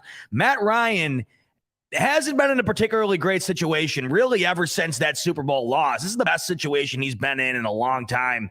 And I got to think he knows what's at stake, and it's his legacy. I mean, he's on the brink of being a Hall of Famer. Rico said earlier, there's potential there, and there certainly is. If he has a really good run with the Colts, you can definitely lock it in. And I'm a firm believer in all 3 of these teams. I think we've picked 3 great options, because if I think about all 3 of them, they all pose something that I think, most other teams in the league don't necessarily have. The Colts, it's their run game. With the Chiefs, it's just their all-around game. And then with Rev, I'm blank. Who the hell did you say again? Rev, I'm having a brain fire for some reason. The your Chargers. team. Oh yeah, no, the Chargers. Yeah, and they're just stacked in every position, and I think that they're due. So, but the lucky thing, like we always talk about, man, the lucky thing for us is the situation we're in, and that's the AFC East. And that's why when I say the reason I'm worried about the Chiefs, not to say I'm not worried about these other teams. They're all very respectable and great. It's just that I'm not scared at all about anything to do with the regular season, knowing what division we're in. So with that said, I'm just worried the most about that one hurdle we can't get over. And that to me is obviously the Chiefs. And I'm looking at the chat right now. And for Gallagher, if Tua shits the bed in the first 6 games or so, do they go after Baker? Who knows what's going on with Baker? I have no idea. But when it does come to this AFC, and I know people like, Rico, you're talking crap. The Colts ain't gonna do shit. The Raiders ain't gonna do this. Fam, don't forget. Let me remind y'all. we got away with 11 wins last year. 11 wins. And at one point in the season, we were on the outside. I wouldn't say outside. We were a wild card team at one point. Remember when the Patriots took the lead? Thank you. Yeah. Right? We were all nervous. We were nervous the last 4 games. What we were saying? We were saying these 4 games are must-win football. Must win, yeah. Must win. You know what I'm saying? So listen, let's not talk about, we're gonna this, that, and the third. Sometimes I get told by other people, like, and I love to hear it from other. I don't know about you guys, but I love hearing it from other fan bases saying, "Man, these Bills, they talk like they are their shit. Like you guys didn't win anything. Yeah. Stop talking like you guys are Super Bowl winners. Stop talking like you're gonna do this, that, and the third. You guys ain't shit."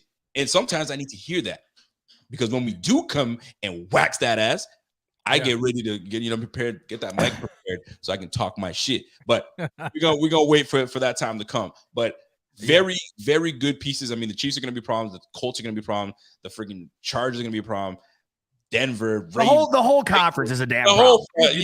For real. I mean, let's just put it the way it is. And that's once again just the pillow that I rest my head on at night is the AFC East. I mean, I sleep like a baby on that thing. I couldn't imagine any other situation right now. That to me, it makes me feel just so good about the whole situation.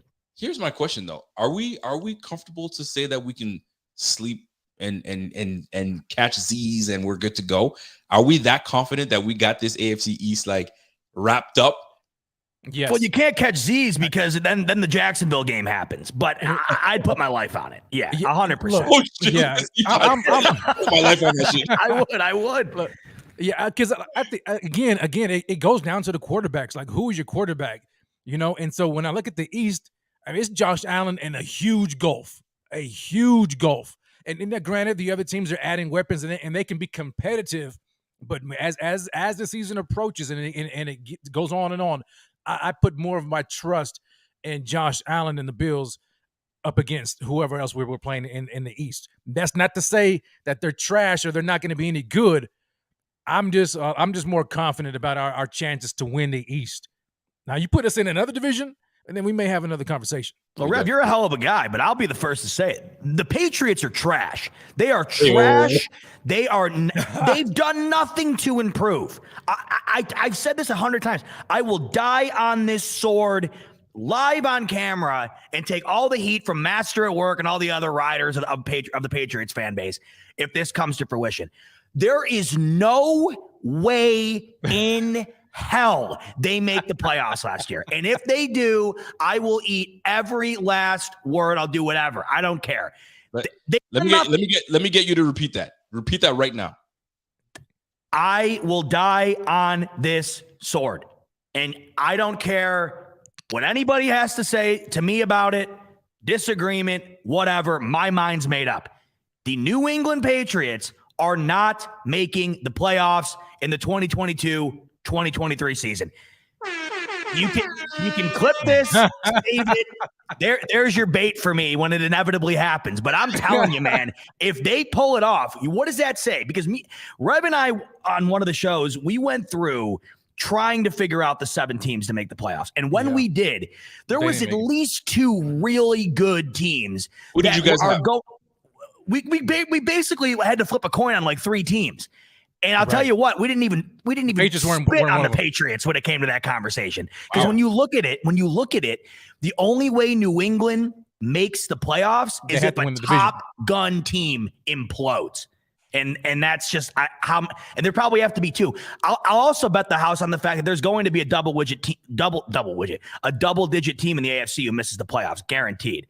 And I just don't see where New England fits into the picture here. It's definitely so you mean the Pro Bowler Mac Jones is not going to lead the Patriots to the playoffs? Listen, as much as I think he's Canton bound, Rev, and I really do, I just don't think it's in the cards next year. I don't see it. Well, and Rico, I know I'm sensing some fear of these Miami Dolphins. These Dolphins. No fear when it comes to the Patriots. I'm talking Dolphins. I'm talking Dolphins. I'm not getting some fear from you. I want to hear your thoughts about Miami. I will talk to you about Miami. Miami's problem is they had a coaching staff that were not in line with who they had at quarterback. Do I want Tua to be my guy? Do I put my trust in Tua? There was just turmoil when it comes to that. And we've seen it in our own camp when it comes to EJ Manuel. I know people talk about EJ Manuel wasn't great, wasn't this, wasn't that. He wasn't horrible. But when you had Coach Marone that wanted nothing to do with EJ Manuel, it's hard for your rookie quarterback or your young quarterback to have success. And then you bring in a freaking bum in Kyle Orton that was sitting on his freaking Watch your mouth about the GOAT. That's Bob's guy, man. He loves him some Orton. Come over and take over.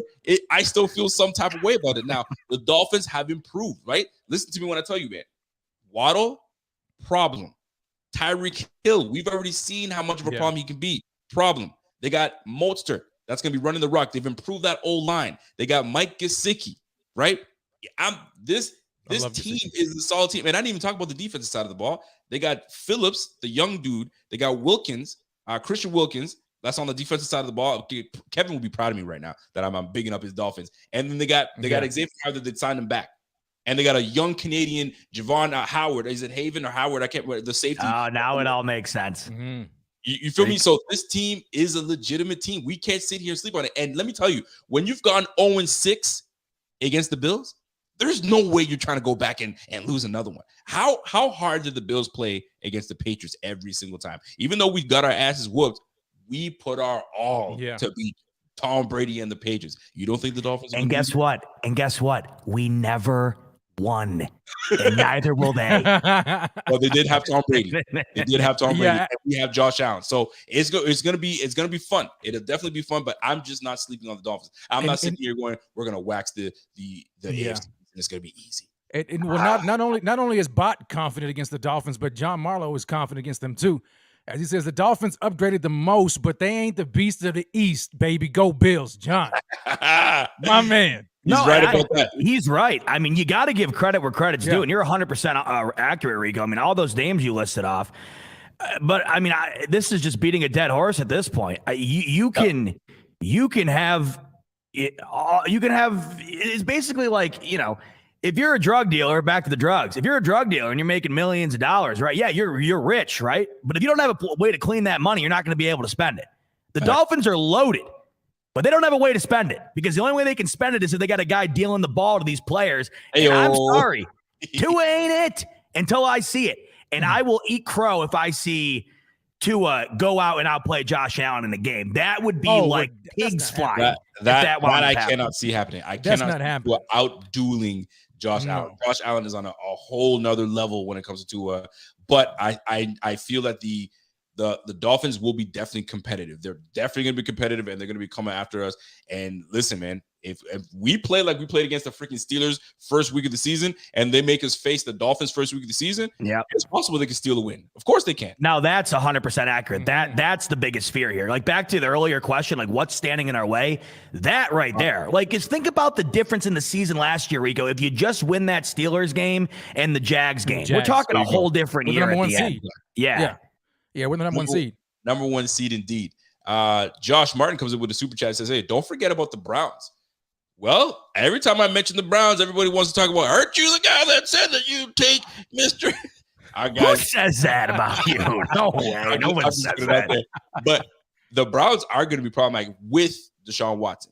Deshaun Watson, Amari Cooper out there with a two-headed monster in the running back game, David Njoku back there at tight end, bam, and they still got to hit the draft too. So, man, this AFC Nick Chubb is nasty. And look, and guys, I'm going to say this too because I get it. Look, like Bot was poo-pooing on the Pats, and I'm with you. I'm with you, Bot. I've been waiting my whole life, Rev. I'm gonna freak out. I'm with you, bro. I'm with you 100%. And I'm not trying to give him no kind of nothing. But look, we're talking about teams until they prove what they can do. For me, look, until the Bills defense can prove they can stop running teams, we have to. For me, I'm like cautiously optimistic against that. I know we just revamped the entire defensive line, but that's on paper, and we have to see these guys play. The Patriots can still run the ball. Okay, you look at Cleveland that my man just mentioned here. They got Nick Chubb and Kareem Hunt, and so the Colts, Jonathan Taylor. The Titans still got King Henry. So, until I see us being able to get physical and stop these hardcore running, smash mouth running teams, I'm a little bit more reserved when it comes to those type of teams, just because of our defense's inability so far to stop to match up against those players. I still love Josh Allen. I still love the offense, but I want to see our defense step up against those big boys. I definitely do. And Bobby comes in. I love how Bobby does this. He does this, and then he's the type of person that will open a room and throw a grenade in the room and then close the door and walk away. Right? And he's made a couple comments today in group chats today, and I want to fight his ass. But some of the things he says, he's not wrong, the jackass. One of them is the Bills didn't want to see the Browns last year in the playoffs. I don't know how true that is. But last year? Listen, I think he's talking about the year before, maybe, because that's when the Browns were freaking. They put the pressure on the freaking Chiefs. On the Chiefs, yeah. So maybe that's what he's referring to, or was that this year? Was that last year? I can't recall. But anyway, it was last year. Yeah, I think it was last 2020. So the Browns were a good team. Don't get me wrong, and what we lacked is stopping the run. So if we played a power team, and that's what he means by that, because it's about matchups and. The way that offense was rolling with that run game, nasty. So it's very easy for Bobby to make a comment like that, because I mean, shoot, matchups is everything. I mean, you saw what the freaking Titans did. Not the Titans. The Titans. We can talk about Titans. You saw what the Titans did to us. You saw what the freaking what the Colts did to us. So, I mean, listen, we tend to have issues with backs that really do the damn thing, which then brings me to the question then. If we lack the firepower to stop big time run games, wouldn't we want to hit something in the draft that, would help us stop the run? Here we go. There we go. Right. So is it something? Should we be looking at linebacker? A guy that can sniff the bullshit, a guy that gets in there and gets dirty, a guy that can go sideline to sideline that we trust and all that stuff? Or is that a matter of, listen, we didn't have the linemen to do the job last year. This year we have the linemen to do the job. I'm not worried. Keep it pushing. Rev, I want to see that. That's right there. That's the guy. If we're talking about stopping the run, look, you got to come through the line of defense first. The first line of defense, the defensive line, you got to come through that. If you get this big boy right here on the defensive line, right next, smack dab next to Oliver, or even if you do a jumbo package with Jordan Davis and, I don't know, Phillips, Tim Settle, Daquan Jones, one of those guys, look, mountains. You're not moving them. You're not running the ball against them. Look, Jordan Davis is a problem. And he also has some ability in the pass rush ability too. So I love what Pierre's talking about here, man. Jordan Davis. Love it. I'm gonna tell you this, but how can we do it? That's the thing. That's why this draft more and more it's just continuing to interest me. Because I just can't see that. I can't see. But I was talking the other night because I was going through mock drafts. That's who Schrager has us going, linebacker. Jordan Davis. I don't know if it was Jordan Davis, but it was linebacker. And I hadn't really given any thought to linebacker. Yeah. And I feel like I keep hearing it more and more as the days are going on here. You know what I mean? As you will. And listen, this is the week that you're going to find people throwing everything against the wall. That what is true and what is false. It's all going to wash out next week, Thursday. By the way, next week, Thursday, you guys need to tune in live and view it with us. It's going to be me, my man Rev, Z-Bot, my man Kevin. I got to confirm with Kevin, but Kevin's going to be with us as well. My man Don Trotman is going to be there with us handling business. So, folks, it's going to be fun. Even Pierre said he's going to jump in and get in on the fun. So it is going to be a fun night. You don't want to be anywhere else but here with BF. We've been doing this for a long time now, and it's always fun to live react with us as this goes down. Yeah. So we picked 25, so it's going to be some time before we pick, unless all of a sudden we trade up. And all of a sudden we're going.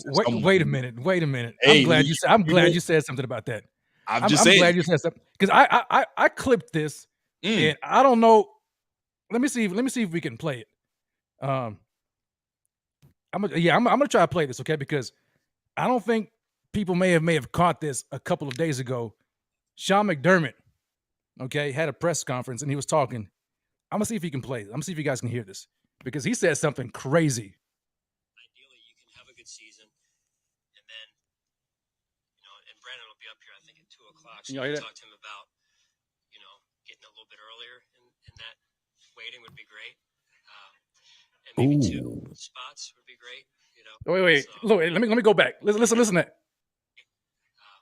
Wait. A little bit earlier in that waiting would be great. And maybe 2 spots would be great.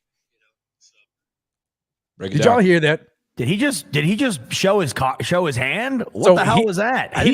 He just said they were talking about the draft and like who you're going to draft or what you guys are thinking. Yeah. And he said, Brandon Beane is going to get up here in a second.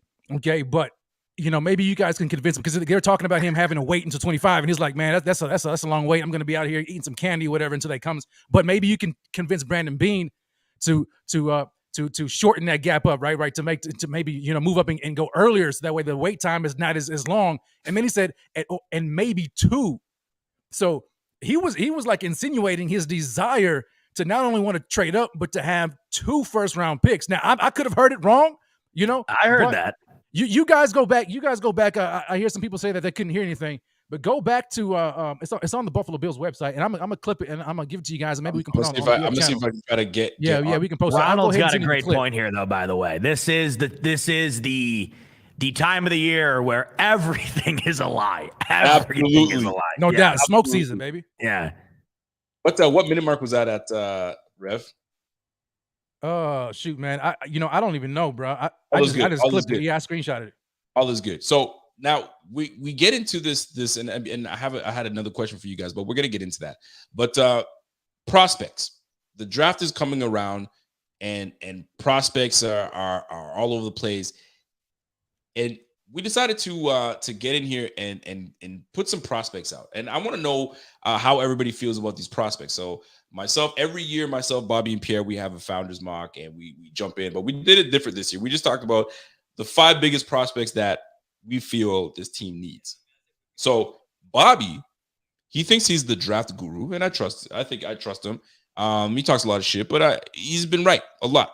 So he feels that the top prospects that the Bills should bring onto this team that he feels is the best fit. Jordan Davis, and Pierre seems to agree because they align themselves. Kyler Gordon, he's a big fan of Kyler Gordon. Andrew Booth, corner, and a lot of people feel that we need to go to corner. So corner seems to be a fit. James Cook, so I think he feels that we can get James Cook potentially in the 3rd, maybe 4th round, and then Trevor Penning. Trevor Penning is an interesting one for me because I wouldn't say we're set on the line, but as of right now, we're pretty set. Maybe next year, obviously, it's going to be changed. It's a little different. But yeah, that's where we're staying right now. Pierre comes in, Jordan Davis, Andrew Booth, they both agree on that. But here comes Pierre with Devin Lloyd. Devin Lloyd, linebacker in as a prospect that he feels that we should bring on. So that tells me Pierre is not all in on Tremaine Edmonds. Yeah. You're ready to bring a linebacker in right now, right? Kenneth Walker, a big time running back in the game. And lastly, Zion Johnson. Now here I am. And I like to be a little different from everybody. And everybody's trying to, I don't want to dismiss anything. And I've gone with Louis Sign. Louis Sign only because in the wind right now is Jordan Poyer. Jordan Poyer's contract is in the wind. And we have no idea what Brandon Beane's going to do. Brandon Beane has paid a lot of money to some players over the years. And is the bank of Beane closed for now? Or is he going to open it one more time? Right? That's what we need to figure out. So to me, I ain't waiting. If we need to get a safety right now, Dax Hill could be one of them as well, but Louis Sign is one of them. Now, receiver-wise, in the 2nd round, maybe we'll go with a John Mechie, a guy that can stretch the field and a great route runner. Why not have that? That can sit right behind Mr. Crowder, and then you get John Mechie in there, and then you're set for a while. And then I went Roger McCreary, Breece Hall, and Kenyon Green. How do you guys feel about that lineup of prospects? Are you in or out on any of those guys? I'm going to leave that up there for you. And I'm at Zbot and Rev. If you're looking at the prospects of these 3, who do you side with? Bobby, Pierre, or myself? Dang. Let me see. You know what? I'll probably right now just at a quick glance, I think Bobby's makes a little more sense. Okay. right now. I love Jordan Davis. I love the idea of him because even though we beefed up the defensive line up front, they're not long contracts. And so you're gonna need a one tech, especially because Daquan Jones, I think he's only here for 1 year, maybe two, and then settle. But he's like 3 tech, 1 tech, So he may be spelling my man Oliver. So I like Jordan Davis there. Kyler Gordon, of course, we need that cornerback, and he double dipped with Andrew Booth too. So he did double dip.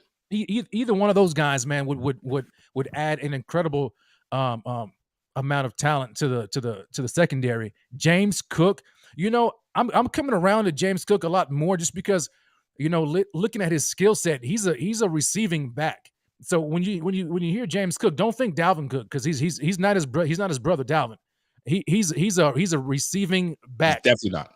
That's right. With a lot of speed, but his skill set can fit what the Bills are looking for because they try to get J.D. McKissick and then they added my man Duke Johnson, so they're looking for a receiving back. James Cook is probably one of them in the entire draft with tons of speed, and then Trevor Penning. I love that guy. Trevor Penning is a dog. The only thing about Trevor is that I don't know if he plays left tackle. Okay, so I don't know where you're going to put him. I mean, he's 6'7", 300 plus. He played, I think, 1 year at right guard or left guard, in Northern Iowa, along with my man Spencer Brown. So I don't care if you get him, you figure it out. Put him on the line. But I love those guys just because I think it brings more balance. I hear you. I like that. Ziba, how do you feel about it? Do you feel like Bobby won this one, or was it Pierre? Pierre's got this one down pat. I do kind of like Bobby's because there's an emphasis on the cornerback, and the way I keep looking at it, man, I can't for the life of me understand what the strategy would be if that isn't the move in round one. But I got to tell you, man, I am coming around to the thought on your Bryce Hall there. I know you're big on that, and Bryce is amazing. Well, I just think it would be. I was saying this the other night on my show. There's so many picks that I would prefer just because they're fun. Yep. You know what I mean? And that would be a fun pick. It would be a lot. There'd be a lot to be excited about there. But I think Rev commented this the other day in the comments on my show. If you do get another lockdown corner, a corner that right away can mirror Tre'Davious White on both sides, I just can't imagine how good this team winds up being. If we wind up having that good of a secondary to where you can limit these teams that we were just talking about that are potential threats, if you have 2 stout cornerbacks, one on a rookie deal paired with all those moves they've done on defense, that to me, I just keep coming back to it. I have to think that is what they're going to do. And on top of that, I have to hope that guy is going to wind up being the guy because there's so many corners. Every mock draft you look at has like 6 going in the first round at least. So hopefully, the history will tell you at least 2 of those guys minimum are not going to pan out. So not only do I think they need to go that direction, but if we do get the right guy, I think that this team goes to another level if our secondary can handle these high-powered offenses just littered all over the AFC. And that's a great point because that's why I went with the safety as one of the prospects, because if we don't work things out, you know what I'm saying, with Jordan Poyer, we're stuck in the mud. We got to replace that. And with all this hype, the reason our defense is successful is because of Micah Hyde and Jordan Poyer. So in order for us to have the defense that we had last year and the year before that and the year before that, is because we need to keep these 2 in line and intact. So Brandon Beane has got a decision to make. If he's not ready to pay Jordan Poyer, go ahead and grab your corner right the heck now. You know what I'm saying? That's what I'm going to be. I'm going to be paying attention to that very much so. If he grabs a first-round corner, a big-time corner, or he trades up for a corner, because he even said it. Brandon Beane even said it. There are reasons why he didn't make certain moves or put value on certain things because of the pass rush. He put a lot of thought and money in the pass rush. So he's like, I could have went and got myself a big-time corner, but I didn't. I put my money in the defensive line. Yeah. keep your safety in line, and then we can kind of chill. So I looked into that as well, right? But there's a lot of talk happening, so you just never know with these situations. But I'm gonna tell you right now, both of you guys are wrong because the best list on there was mine. Just so I just put it out there, no doubt. So you guys are aware. Now, I didn't hate any of them. I think any of them would be fun at the very least. For sure. I mean, listen, man, you can't go wrong with anything because you don't know what the team's going to exactly. We have no idea, right? Another thing that I wanted to jump into is that when we make our drafts, we've just added 8 people to the team, right? Mm-hmm. 3 of the 8 are going to be mostly contributors, right? First 3 rounds, these are guys that you're probably going to see on the field or at some capacity on the field. Who is the surprise cut on this team? Somebody's going to get released that you didn't expect. It doesn't have to be a huge name. It's not a big name, but someone you're like, ooh, I didn't see that coming. I'll start. I don't know who I'm going to start with. I'm going to start with you. Yeah, I've got a guy in mind. I mean, it may not be a surprise, but it may be. All right. And I was thinking Shaq Lawson may not make the team. Talk to me. I know they brought him, right? But I think Bean just brought him because he wants more depth at the defensive end position, and he's only here for a 1-year deal. And we kind of hear about what happened with Shaq and when he left with other places, wasn't all in, maybe a little bit lazy. I don't know, but when you look at Shaq and you look at Von Miller, then you've got your man Groot, Boogie Basham, AJ Epinesa. Talk to me. The onus is on the young guys. The investment is on the young guys. Just because we brought Shaq Lawson back here for a reunion tour doesn't mean he's going to make the team. I can see him easily getting cut. Like if he doesn't come and bring it this offseason right now and prove that he deserves to be on this team, he can get cut just like anybody else does. So I don't necessarily think he's a lock on the defensive end, especially if Bean somewhere in the draft value presents itself and he ends up getting another defensive end. I'm not mad at that at all. Shaq Lawson, I mean, it took a while for them to get the deal done to bring him to town, but I'm not mad at the fact that you said he got cut because he could. It's not a shocker, but I know a lot of people are like, yes, we got Shaq Lawson, but we got a lot of depth on this team. I mean, and if it doesn't pan out, he gets cut. But something tells me they like the veteran leadership because now we've lost Jerry Hughes, we've lost Mario Addison, we've lost Butler, so we lost some veteran guys on that line. So I still think they want to see some veteran guys be on this team. Von Miller, man, brings it. I mean, he's enough for both of those guys we lost. Von Miller does, and I mean, they had 2 veterans, right? Mario Addison and Jerry Hughes. So maybe they want to keep a guy like Shaq Lawson on the other side, and that's been here, knows the culture, knows the team, knows what they got to do, knows, the ins and outs. So it's a nice infusion for Shaq Lawson to be on the team. But that's nice. That's pretty cool. I will go to Z-Bot. Don't you think that right now, though? I just think that with the Shaq Lawson situation, I just feel like there was too much surrounding bringing him in to not keep him on the team. Yeah, you know what I mean? That's just how it seemed. But I think Rev makes a good point. I don't know. I mean, you look at the depth at wide receiver right now, and I think that there's kind of some stragglers there that I think could wind up being moved if the Bills go wide receiver in the draft at some point, which I think they probably wind up doing, right? So, I mean, do you keep around Marquez Stevenson or Hodgins if you wind up getting a wide receiver or 2 that wind up coming in? I mean, we've seen it. I mean, we've seen it with Gabe Davis. If they go wide receiver, even in the 3rd, 4th round, there is potential to bring a guy in that really winds up moving up the depth chart here. Mm-hmm. And if you look at the depth on the wide receiver position, I mean, outside of the core guys, I think any of those guys, Kumaro, Stevenson, Hodgins, and Gentry could all be replaceable if you wind up getting somebody in the draft who clearly is, a better option in the position. So I think at some point for sure they go wide receiver. When, I don't know, but I wouldn't be shocked if one of them winds up, moving up the depth chart and one of those other, lower end guys on the depth chart winds up getting moved on. Oh, okay. Yeah. So wait, hold on. Did you give us who your surprise? I don't know if it would really be a surprise. It's a tough one. Yeah, it is a tough one. I don't know. I guess or trade, cut or trade. Okay. Well, now you just changed the ball game up. Yeah, no kidding. The only to get cut, but trade. Yeah, there's a lot of the trade. only person I could see being dealt really that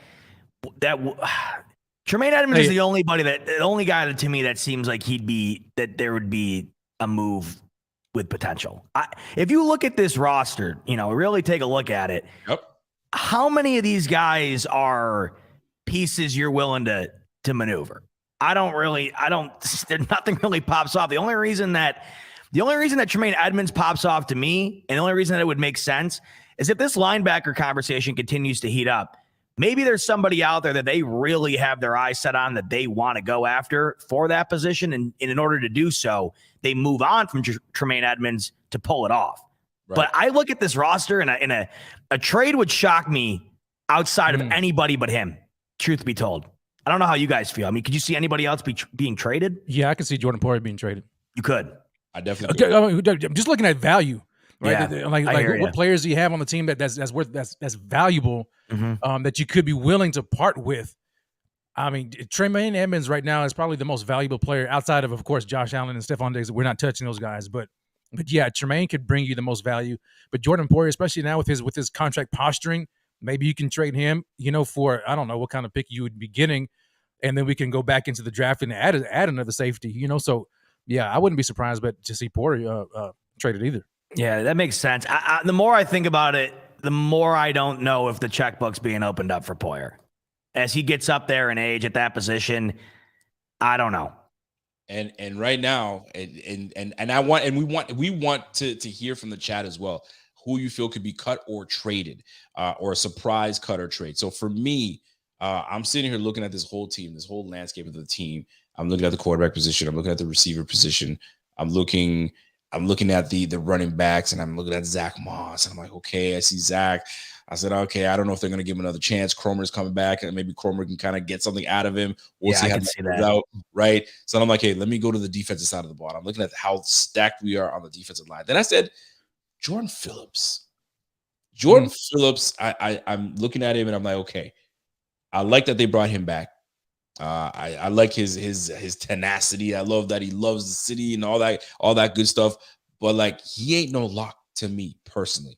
I think that's one of those guys that they might look and say, okay, because listen, we got DaQuan Jones, Ed Oliver, and we got Tim Settle, right? With a Boogie Basham plays a bit of inside, a little bit of outside. So Jordan Phillips ain't no lock to make this team. So that's one guy that I'm looking at now. But because I added the trade factor into this, AJ Epinesa might be a guy that might get put on the move because of how many guys we have on the squad, right? If a D-line just happens to fall in our lap in the second or first round, and we say, you know what, we can't pass up on them, what are you going to do? You got to move somebody.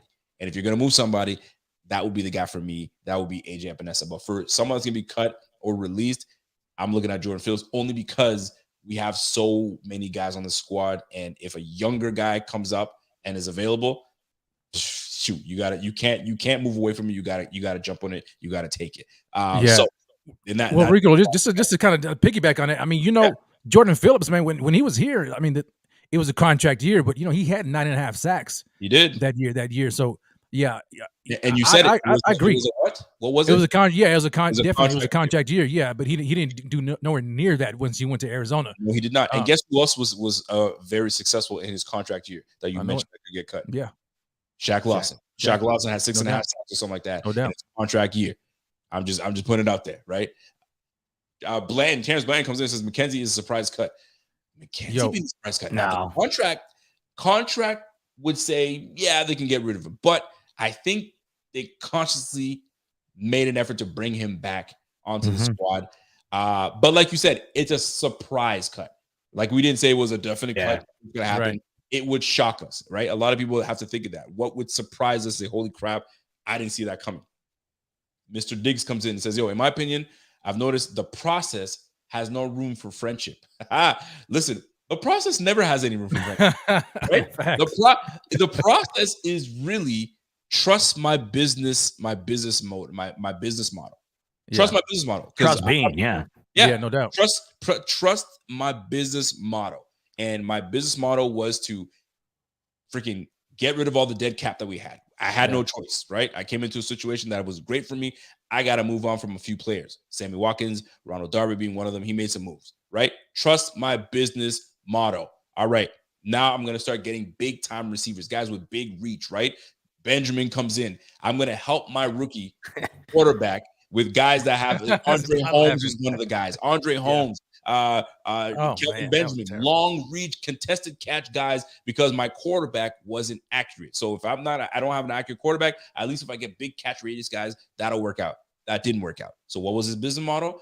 Trust my business model. I'm going to get smaller, quicker guys. Cole Beasley, John Brown, right? So then we start building on the defense and building all those things. So you see what the business model is. But is there friendship in it? Hell no, there's no friendship. And Jordan Poyer could be on the end of finding out how friendly Brandon Beane is going forward. And I got to give a shout out to Kevin.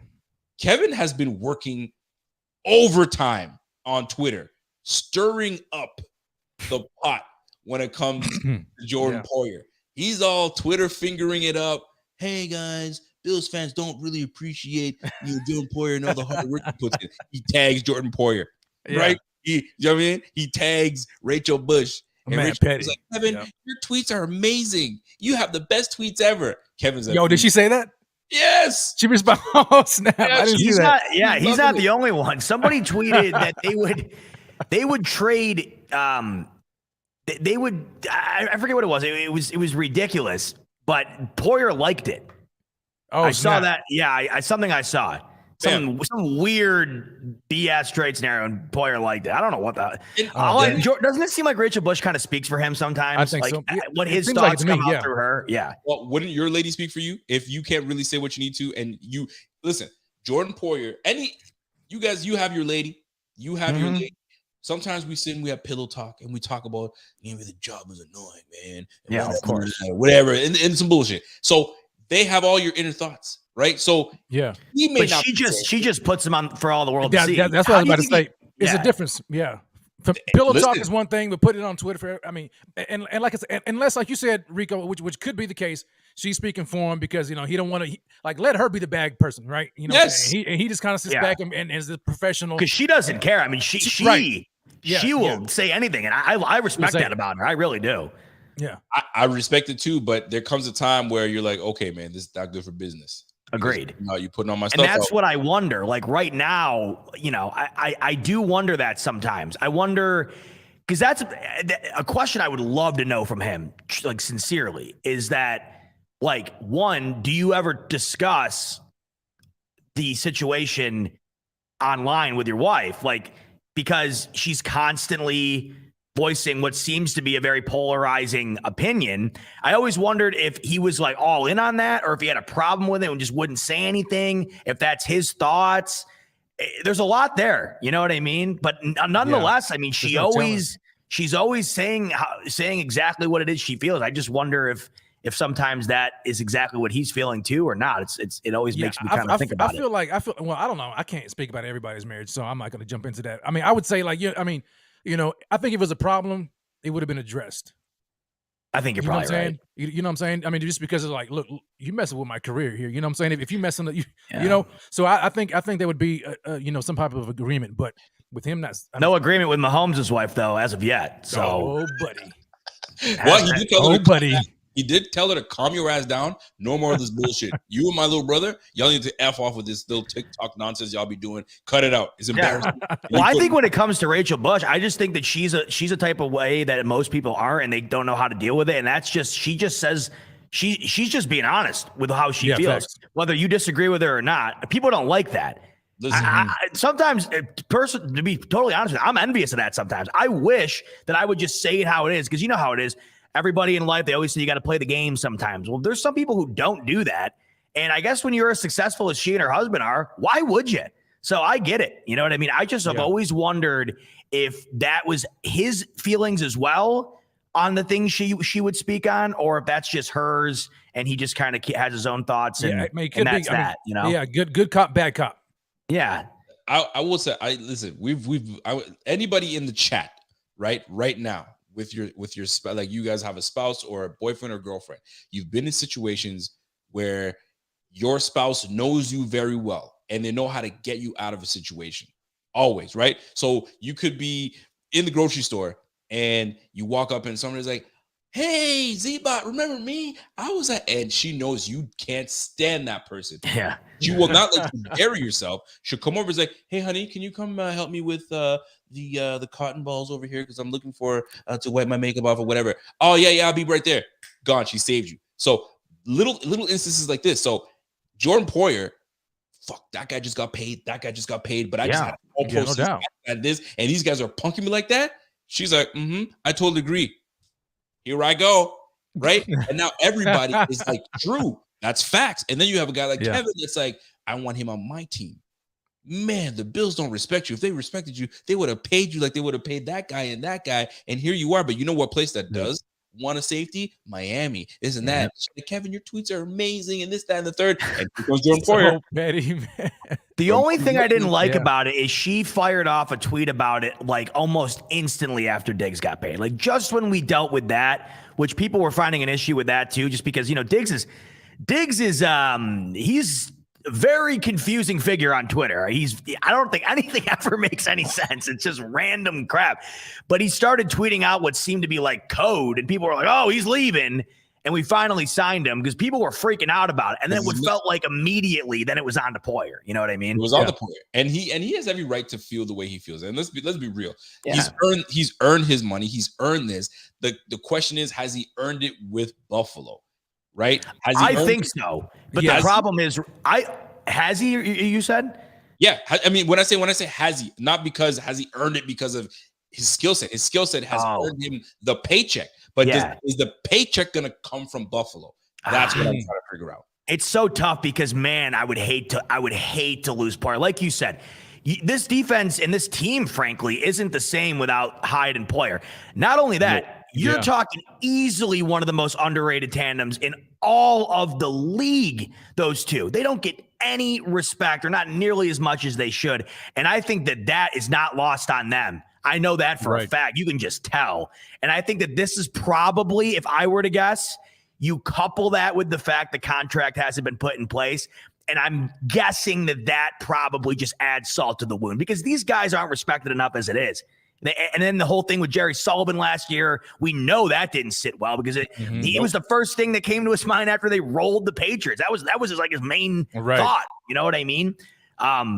I think he's definitely earned it, but I think that there's an element of, a thought process that feels as though that he has not been respected.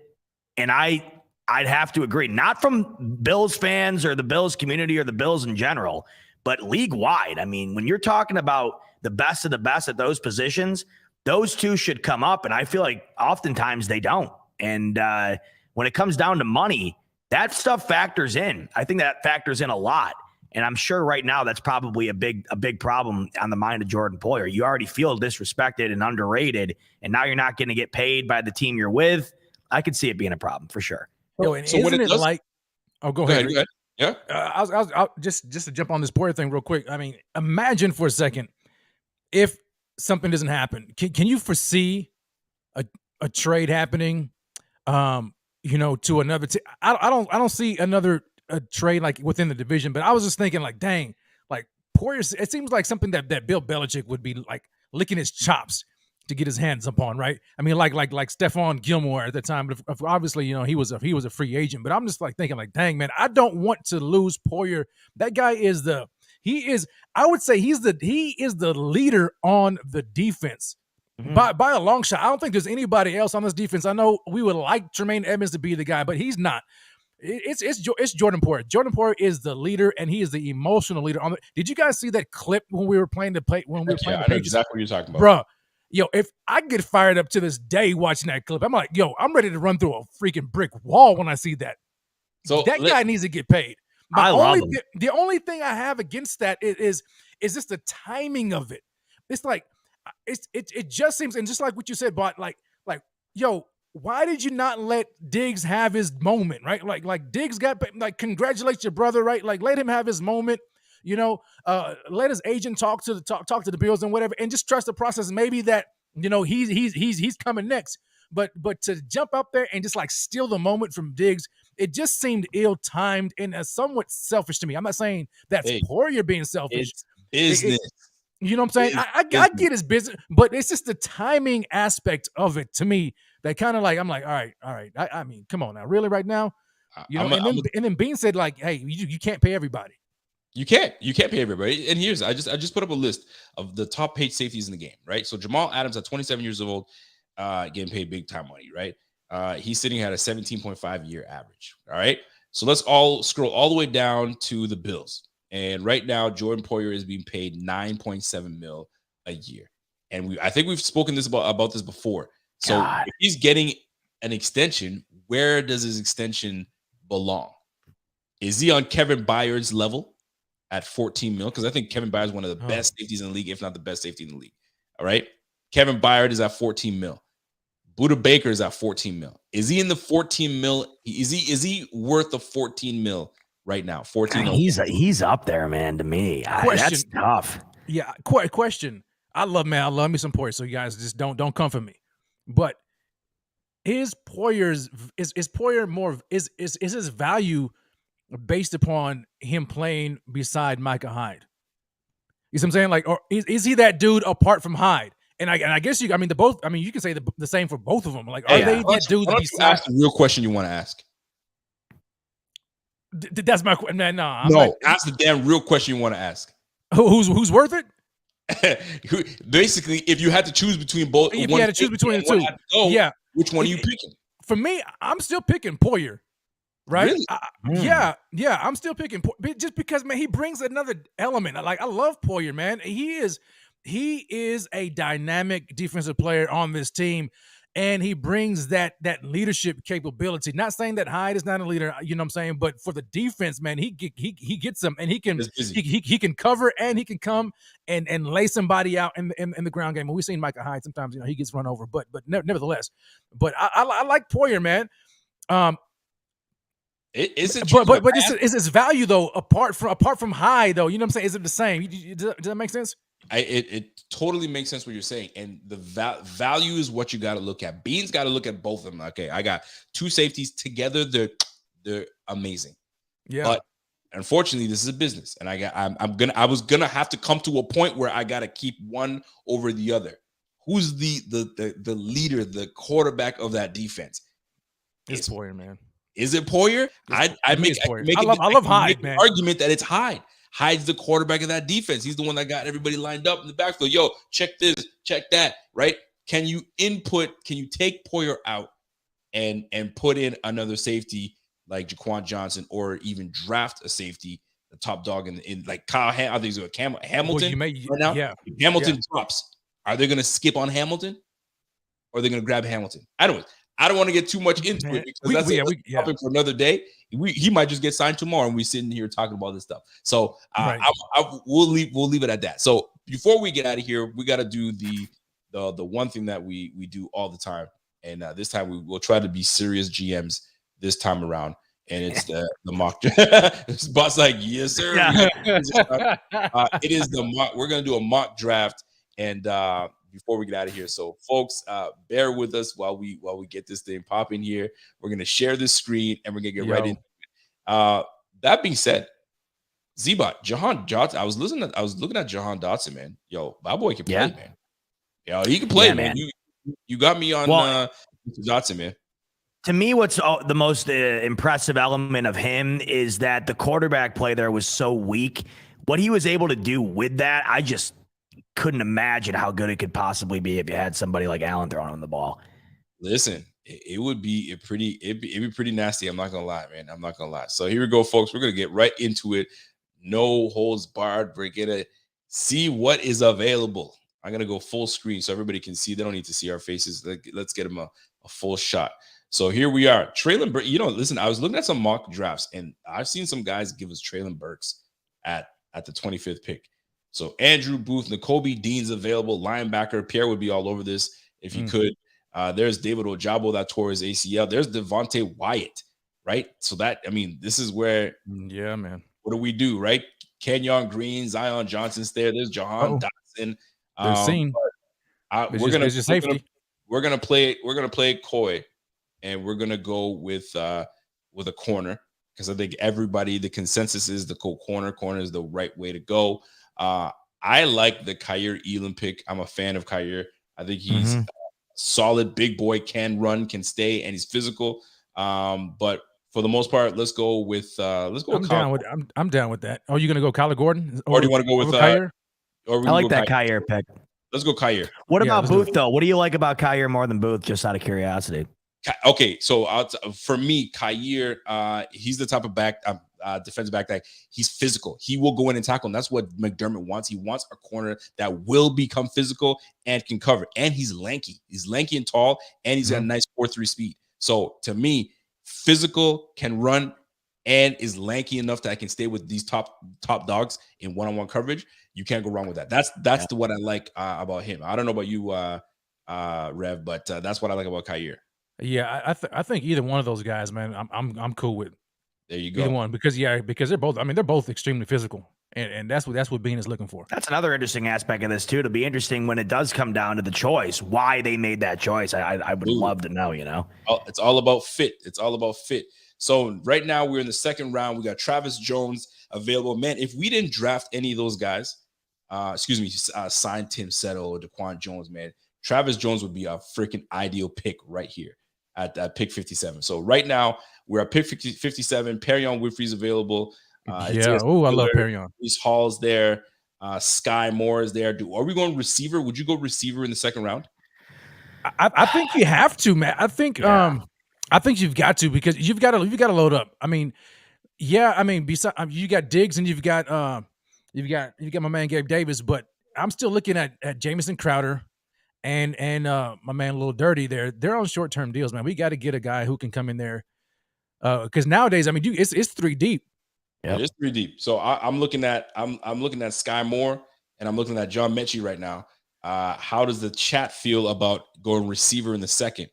But your boy Hall's there. Listen, you guys know, but it's not a Rico draft. This is I know, but the same question you're asking about the wide receiver position could also be said for the running back position, I think, too. I mean, if you're talking long term here, it's pretty obvious the long term goal is not what's available right now. There's got to come a point in time where a move is made for a long term running back, whether that's in the draft or not. But you'd have to think at some point. Oh, you did it. But you didn't have to say much to me, man. You sold me.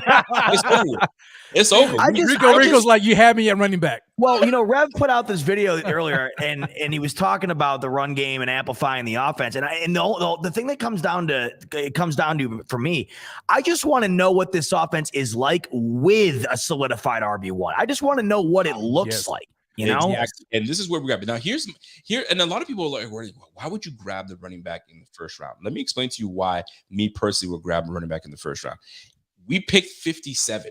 It's not like we picked 32 or 37. Yeah, that's a huge. All those guys are gone by then. So if you don't grab your running back, your true RB1 early, you have no shot at grabbing. A guy like Breece Hall. So you have to grab him early because those guys are gone. Kenneth Walker's gone. Breece Hall is gone. So unless you're okay with foregoing those two guys and going with a third tier like a Pierre Strong, or you want to go with a James Cook, or those guys, then fine. But I wouldn't be. I'm not over that. So I'm gonna grab my right. Yeah, and I agree, Rico, because you think about it, if those two guys are on the radar and they pass them on 25, and you say, and people are like, well, you can just get them in the second round. Well, you're gonna have to trade up some assets to get them. Heck yeah. Some valuable assets to trade up into round 2. So why not get him at 25 when you don't have to trade anything? Now look at this. Troy Anderson is available. I don't know about you guys, but I'm all over Troy Anderson. If we have I have a running back, I have a corner, and we don't know what's going on with our guy, Mr. Tremaine Edmonds.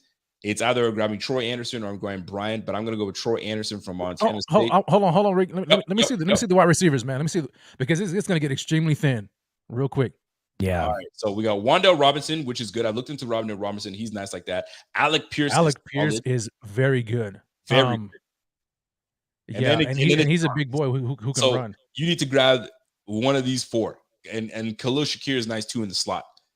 Wandale Robinson as a slot guy. He's a smaller dude though. Yeah, he is a small dude. So, Man, I like look, for me, I like Alec Pierce. I like Alec Pierce. What's He can run routes too. But you're probably looking for a guy in the slot. And I'm not too sure he's a slot guy. Guys, Calvin Austin is coming up in the chat. I mean, Wandale Robinson, he can do the same thing too. Absolutely. And we got I think one of our guys is chatting in, says, Rev made a good point on Twitter, man. There was a ton of smoke last year with the Bills going either Travis Etienne or Najee Harris last year. Wouldn't be surprised if Bean finally gets his guy in the first round. Doubt. So that's interesting. Possible. So who we taking in the third round, guys? Are we going Shakir? Let's Shakir. All right, chat. I think it's wide receiver. So let's see who we can get in the chat. Receiver. Okay, let's go look at the. So we got Shakir. We got one for Shakir, one for Austin. Yeah. So we got Wandale Robinson, Calvin Austin. All right, I've got two for Calvin Austin. Are we off on Calvin Austin, the speedster? He's a great route runner. He can get in and out of breaks, and he's fast as heck. So that's hold on. Let me. I'm thinking we're gonna lean towards Calvin Austin.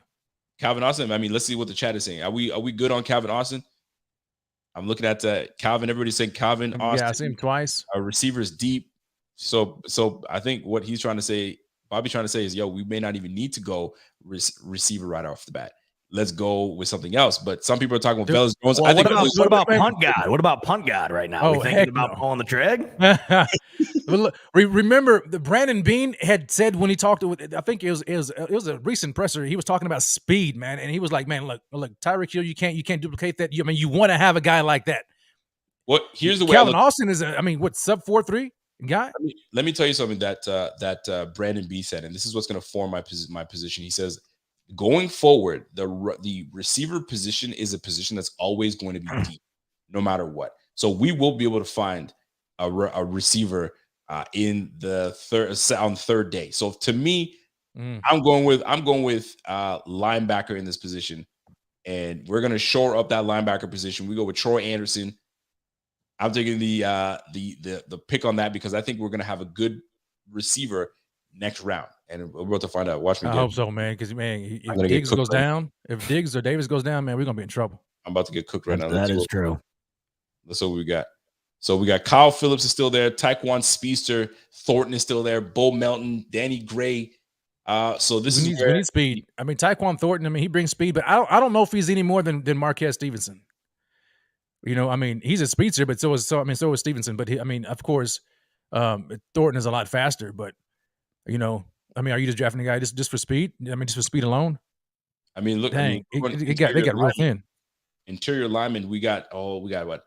Lidstrom from Boston College, and we got the Luke Fortner. I've been hearing some things about Luke Fortner. Nothing crazy. Marcus Hayes, is Jurgen around or is Jurgen gone? Jurgen's probably gone. So and Donovan West is there too. So we do have some choices. You're getting pretty low. You're scrolling down pretty far. For sure. So yes. Listen, hold on. What are we looking at right now? So right now we have Kyer Elam, Breece Hall, and then we got Troy Anderson. So we got our corner. So right now, receiver is where we need to go. We need to find a speedster receiver. So if I'm going to receiver, we're going to go with Taekwon Thornton if we want to get that speed. Yeah, at this point, we got to get some speed. Kyle Phillips is a good. He's actually he's a slot guy, and he's like a bigger Cole Beasley. I don't think he's as twitchy as Cole is, but that's another guy you can look at. But yeah, Taekwon Thornton, get blazing speed. We got to get fast. We got to get fast. Somebody said, Rico, you blew it. yeah. My man,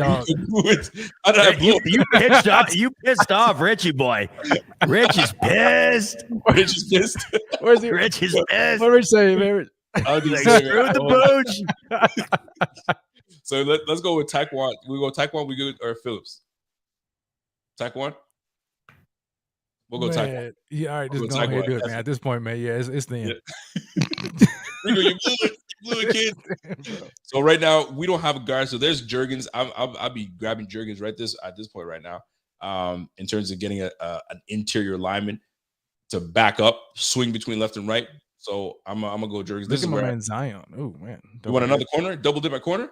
Yeah, You they're could gonna Zion, do yeah. it. I think they're gonna do it at some point. Hey, listen. think you do, Z-Bot man. said, I'm getting it. If Z-Bot said go get it, he said And go you, get Rico, it.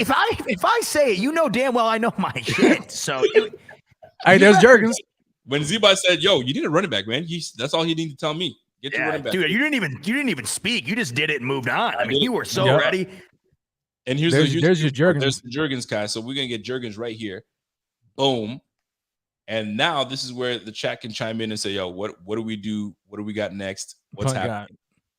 You want to go punt? Oh, If listen, he's punt available. God, I'm willing to trade the farm. I mean, I'm ready for punt God, baby. Where's I the am ready, man. Where's he at, man? You want to talk about it getting excited over a pick? Punt God.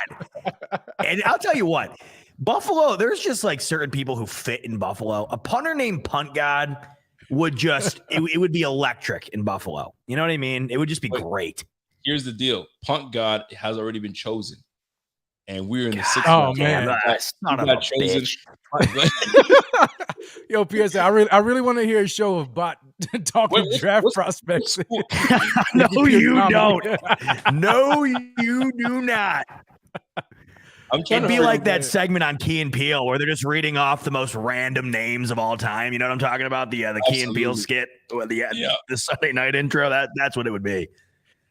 I'm looking man. to see where he even got chosen, and I don't see him at He's all. probably There's in no round way he 5, got maybe. What round are we in?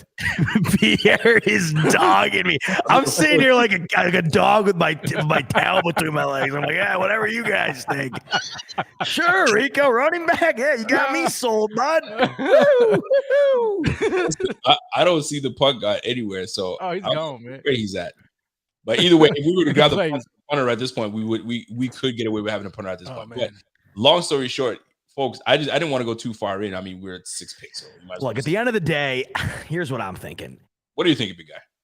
Talk to I'm me. thinking punt God at 25, and the rest is hearsay, and we'll just let it all figure itself out. You know what I mean? I don't care. Hey, who was that guy? Who was that kicker that I think the Tampa Bay Buccaneers selected a guy in like the second round? It was a few years ago. You know what? Well, so what did Sebastian Janikowski went in the first round, right? I think he's one of the only ones. If I remember, I can't remember. I think there's one. I mean, you can't go wrong with a guy named Gunter. So Wow, yeah, I need that. yeah, you need that. I need Yeah, that to yo, be happy. Sebastian Janikowski was drafted 17th overall in 2000. Was it 17th worth it? overall. Was How it long worth did that guy stay for? Like, And you're telling me we can get punt God at 25? Boys, I mean, this is looking better by the second. Let me ask you this though, for real quick. Is it at the end of the day when you look at his career, was it worth it to draft him in the first round? I mean, he is a legend. Janikowski goated, but god damn, 17? I don't 17 is know, kinda man. crazy. That's crazy. That is kind of crazy. So I'm gonna go Elijah Hicks and grab a safety right here, and then we're just gonna finish it up by grabbing Noah Ellis. You know what I'm saying? Defense. Oh, you know what? We'll grab the South Dakota State. Chris will call it whatever his name is. Oladuncan, whatever his name is. So here it is, folks. There's our draft. So we got Kyer in the first, we got Brees Hall in the second, Troy Anderson in the third, and then we went with some speed receiver at Tyquan Thornton. And don't forget, man, in the fourth round we got Gabe Davis. So I mean, listen, Tyquan could be that dude. And then now we finish off with a bit of Jurgens and Zion with a punter, Elijah Hicks, and we'll call it a day. And that's the way we're gonna call it, folks. I'm all in. If not for my guy Z-Bot with his in tune with the draft and telling us who to go with, and I'm like the Buddha with the draft, man. It's just I'm one with it. You know what I mean? I'll tell you, man, I believe this is the second week we've been all fired. So And that's another thing I don't like about this too, is that we everybody hates you when you do it. That's another reason why it's just not fun. you know what? man, hey, we're having fun, guys. This is all. Now, fun, if we man. took Punt God, I think it would be fun. I mean, it might not be the smartest choice, but it would be fun. You know what I mean? I gotta say this though. If you remember, and before we get out of here, I need to know if you guys remember this. Do you remember the feeling you had the last 2 years drafting? Last year, first round, when we made our first round pick, were you like, I'm excited? Or were you kind of like, And no, I was confused as all get out, man. Okay, so fine. The year before that, we make our draft, right? Was it the year we that brought was in? that was the year we had Epinesa, that right? first round pick, second Yeah, round. Epinesa, and we drafted Oh, no. Epinesa. Weren't you like, No, bro, I was want to throw up. okay, so this year is going to be no different. Well, 2020 we didn't even have a first round, so that wasn't. Yeah. This is what I'm talking about. This is what I'm talking about. I was excited about Rousseau though because I felt like that was a big need. You weren't excited. You were not excited about that. I know I wasn't. Well, I'll say this. I was excited about the fact that he was like a total freak, and we've seen that play out decently well for Bean. And I just felt like at that position, like, we needed help, but it's so hard. You can't expect, and this is like my problem too. You get your DN guy and you want everybody to be, the next lethal guy in the league coming off the edge. And it's just not happening. It's very, very rare to find it, And I was thinking to myself, I'm like, man, we're doing all these mock drafts and we're getting excited for this guy and that guy. And I'm like, the last 3 drafts that we've had, I came out of it like, fuck, no. I even came out of it that way when we drafted Josh Allen. I was like, oh yeah. Well, you want like not. Well, no, so did I. Look, a lot of us. No lie. I wanted Rosen. I'm not even gonna lie. So did I, because I'm a damn idiot. That's why I don't talk. Exactly. What the hell do I know? I'm a freaking moron. Jack. Chances are we're gonna be disappointed in the pick that McDermott and Brandon Bean go after. We're only gonna talk ourselves into it, right? Oh wait, let me go look at this guy up on YouTube. Isn't that what we do? Read some articles. It's immediately what I do. Right? Exactly. Who the fuck is that guy? Trey White. What? Didn't know who he was. Oh boy, this one is in her bag. You're in your bag? Oh boy, we did she sneak into the pantry like she said she was going to? I am going to. We're just wrapping up right now. We just got fired, so our pink slips are waiting for us. So we've gotten fired so many times. I don't know how the hell we're getting rehired all the time here. How do we keep getting a job? I think they think we're cute. So it's eye candy. So we're here, guys. There it is. There it is. So folks, this man right there. We are going. Yeah, this guy, this cute guy right there. Yes, sir. This just screams cute. When you look at me, the first thing you think is cute. A quick story about that. By the way, you want to hear something funny? Speaking of like one word, and it's not cute. My girlfriend Caroline, her aunt. We've been dating for 6 years. The first time she saw me, and I got the beard and whatever. I look older than I am. You want to know what her one word to describe me was when she like first saw a picture of me? She goes, adorable. No. He goes, I'll never forget this. This was like 6 years ago. She goes, oh, he's very rugged looking. Is that what she said? So all rugged. The time, that's like her and I, that's our like little catchphrase. Mr. Rugged. Yeah, you look very rugged this evening. Have you ever been called rugged in your life? And I thought to myself, you want to know what? That's actually not bad. That was not a bad word choice. No. No. It's like she's saying what? What is she saying? She says he's very rugged. Well, he's a very rugged individual. Manly. Maybe she's saying you're manly. You're manly. You're rugged. That's what you want. You remember that one time the guy, the Pats fan came into the chat and called me a human gummy bear? And I don't think I've ever laughed so hard in my entire life. Human gummy bear. You said what? So this was like 2 years ago, and there was some Pats fan or something. We were cooking one of these teams, and one of the fans comes in, and I'm just, I'll just mosey down to the chat, and the guy goes, "That bot guy looks like a human gummy bear," and I literally started wheezing, dude. I don't know how people come up with this stuff, truly, but that one was my all-time favorite ever. Well, wifey said some people do look like gummy bears. Does Deebo look like a gummy bear? No, but like they look like. What flavor? You can be honest. You can be honest. What flavor? And then somebody said I look like the worst tasting gummy bear of all time, and then that was a little hurtful. Oh, snap. I mean, that one hurt. I can't call it, bro. I don't know, man. Rev, if I was a gummy bear, what flavor would I be? I hate to put you on the spot. Are we going this, bro? Are we going down here? All right. Wifey said the red one. You're I got a little rosacea. It's the Irish in me, Plus, I got these lights on me, and that makes sense. I see it. Aren't they redheads? Give him a flavor. What flavor would he be? Orange. Make a flavor up. Oh, all right. Make one up. I did. I said orange. Something that you wouldn't see in a blueberry. Blueberry's fair. I got the look going tonight. Yeah. That's for sure. Give him something exotic. Give him an exotic taste. Yeah, that's what I'm trying to like. Boysenberry, something ridiculous. You know what I mean? That you don't even know what it tastes like. Okay. Would it be like a cotton candy? Mango. I was about to say mango. Yeah. Mango cotton candy. Look at this. The show is derailed so much. We're Yeah, this chat's popping off. It's Dog said I look like a rusty mud flavored gummy bear. Man. Let me tell you what. Somebody called you. Skull flavor.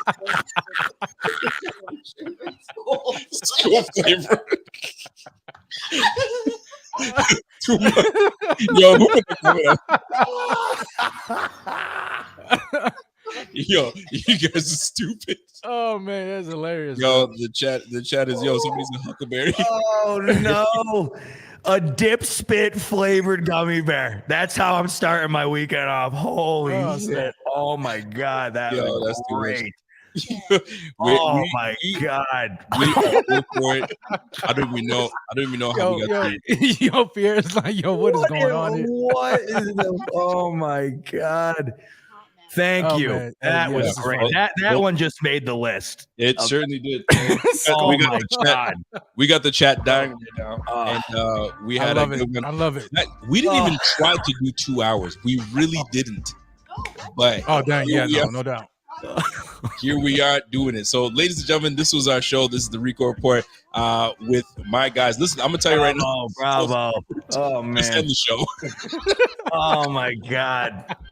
So I'm gonna tell you this, man. Oh snap! These are the ways you got to end the show. You got to end the show with a good laugh. Yeah, this will keep people coming back. I'm gonna tell you right now. This is the type of laugh you guys are gonna get when we do our draft day. So come on through. We're gonna have Kevin. We're gonna have my guy. Z-Bot's gonna be here. Rev's gonna be here. Listen, the whole squad's gonna be here. Jump in. Don't miss out. Big time draft is happening. So, ladies and gentlemen, Z-Bot, what do you got for us on Monday? What do you got coming for us? Are we prepared for anything? Are we just gonna chill out and wait till news comes to us? What's happening? Well, I'm guessing by Monday. I'm hoping, and I'd be shocked. I think if we don't know of at least a rumor of a move or two, you got to think somebody's going to be moving up here. So hopefully we have that on Monday, and then the final mock drafts will be out. So on Monday, tune into the smoke break, 8 p.m. Eastern, and we're going to run through what all the experts' final choices are for the Bills and see which one winds up coming to fruition. So let's see here. Gummy bears or horse carcass, man. I'm in the trenches right now, boys. Good God. Maybe I'll take Monday night off and we'll see during the draft. This is wild. Rep, my man, Rep, what you got on Sunday? Hey, look, I don't even know, fam. To be honest, I don't even know, man. I'm thinking about kind of doing a mock. I don't know. I haven't put out an official mock, on the show. So I may do that. I don't know. Just stay tuned. I'll figure something out. But it's gonna be a fire. Yes, sir. Well, listen, you guys are gonna see me on Tuesday. I'm gonna put a real decent mock out that'll try to appease everyone, which is never gonna happen. It's not gonna appease anybody. So we'll see how that plays out. But ladies and gentlemen, big loaded week next week. There's gonna be a bunch of rumors happening. So stay tuned. Thursday is the big draft day. We're all gonna be there. It's gonna be fun. We gotta get together and make this happen, man. And I'm gonna go look for some Skull gummy bears. I want to see if they taste good. You know what I'm saying? Oh my God! North Carolina. Skull tastes good or not? Listen, God bless her. She's got a sweet tooth apparently, and it's for Skull gummy bears. God Almighty! I'm getting that on a T-shirt, by the way. Speaking of Caroline, her mom makes shirts, and the last one I had her make me this one. On one of my videos, I had it made into a T-shirt. Some guy comment, and I will post this for people who don't believe me, but some guy commented on my YouTube video once. He said, I had to turn on videos of the Rwanda genocide just to get this guy off my screen.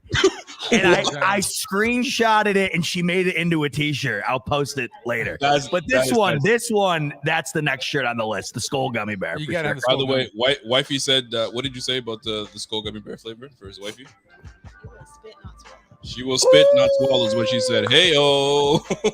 How do we top it? That is our show, Z-Bot. To the bottom right here, I got my guy Rev, and I got Wifey that's out of here. Ladies and gentlemen, thank you guys for tuning in to another edition of the Rico Report, brought to you by the Buffalo Fanatics. Sweet tooth, that boy, baby. You guys are too much.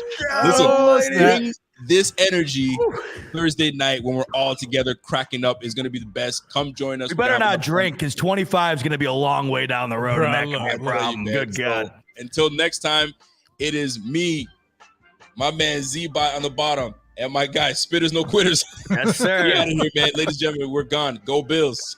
Go Bills. Peace. Go Bills.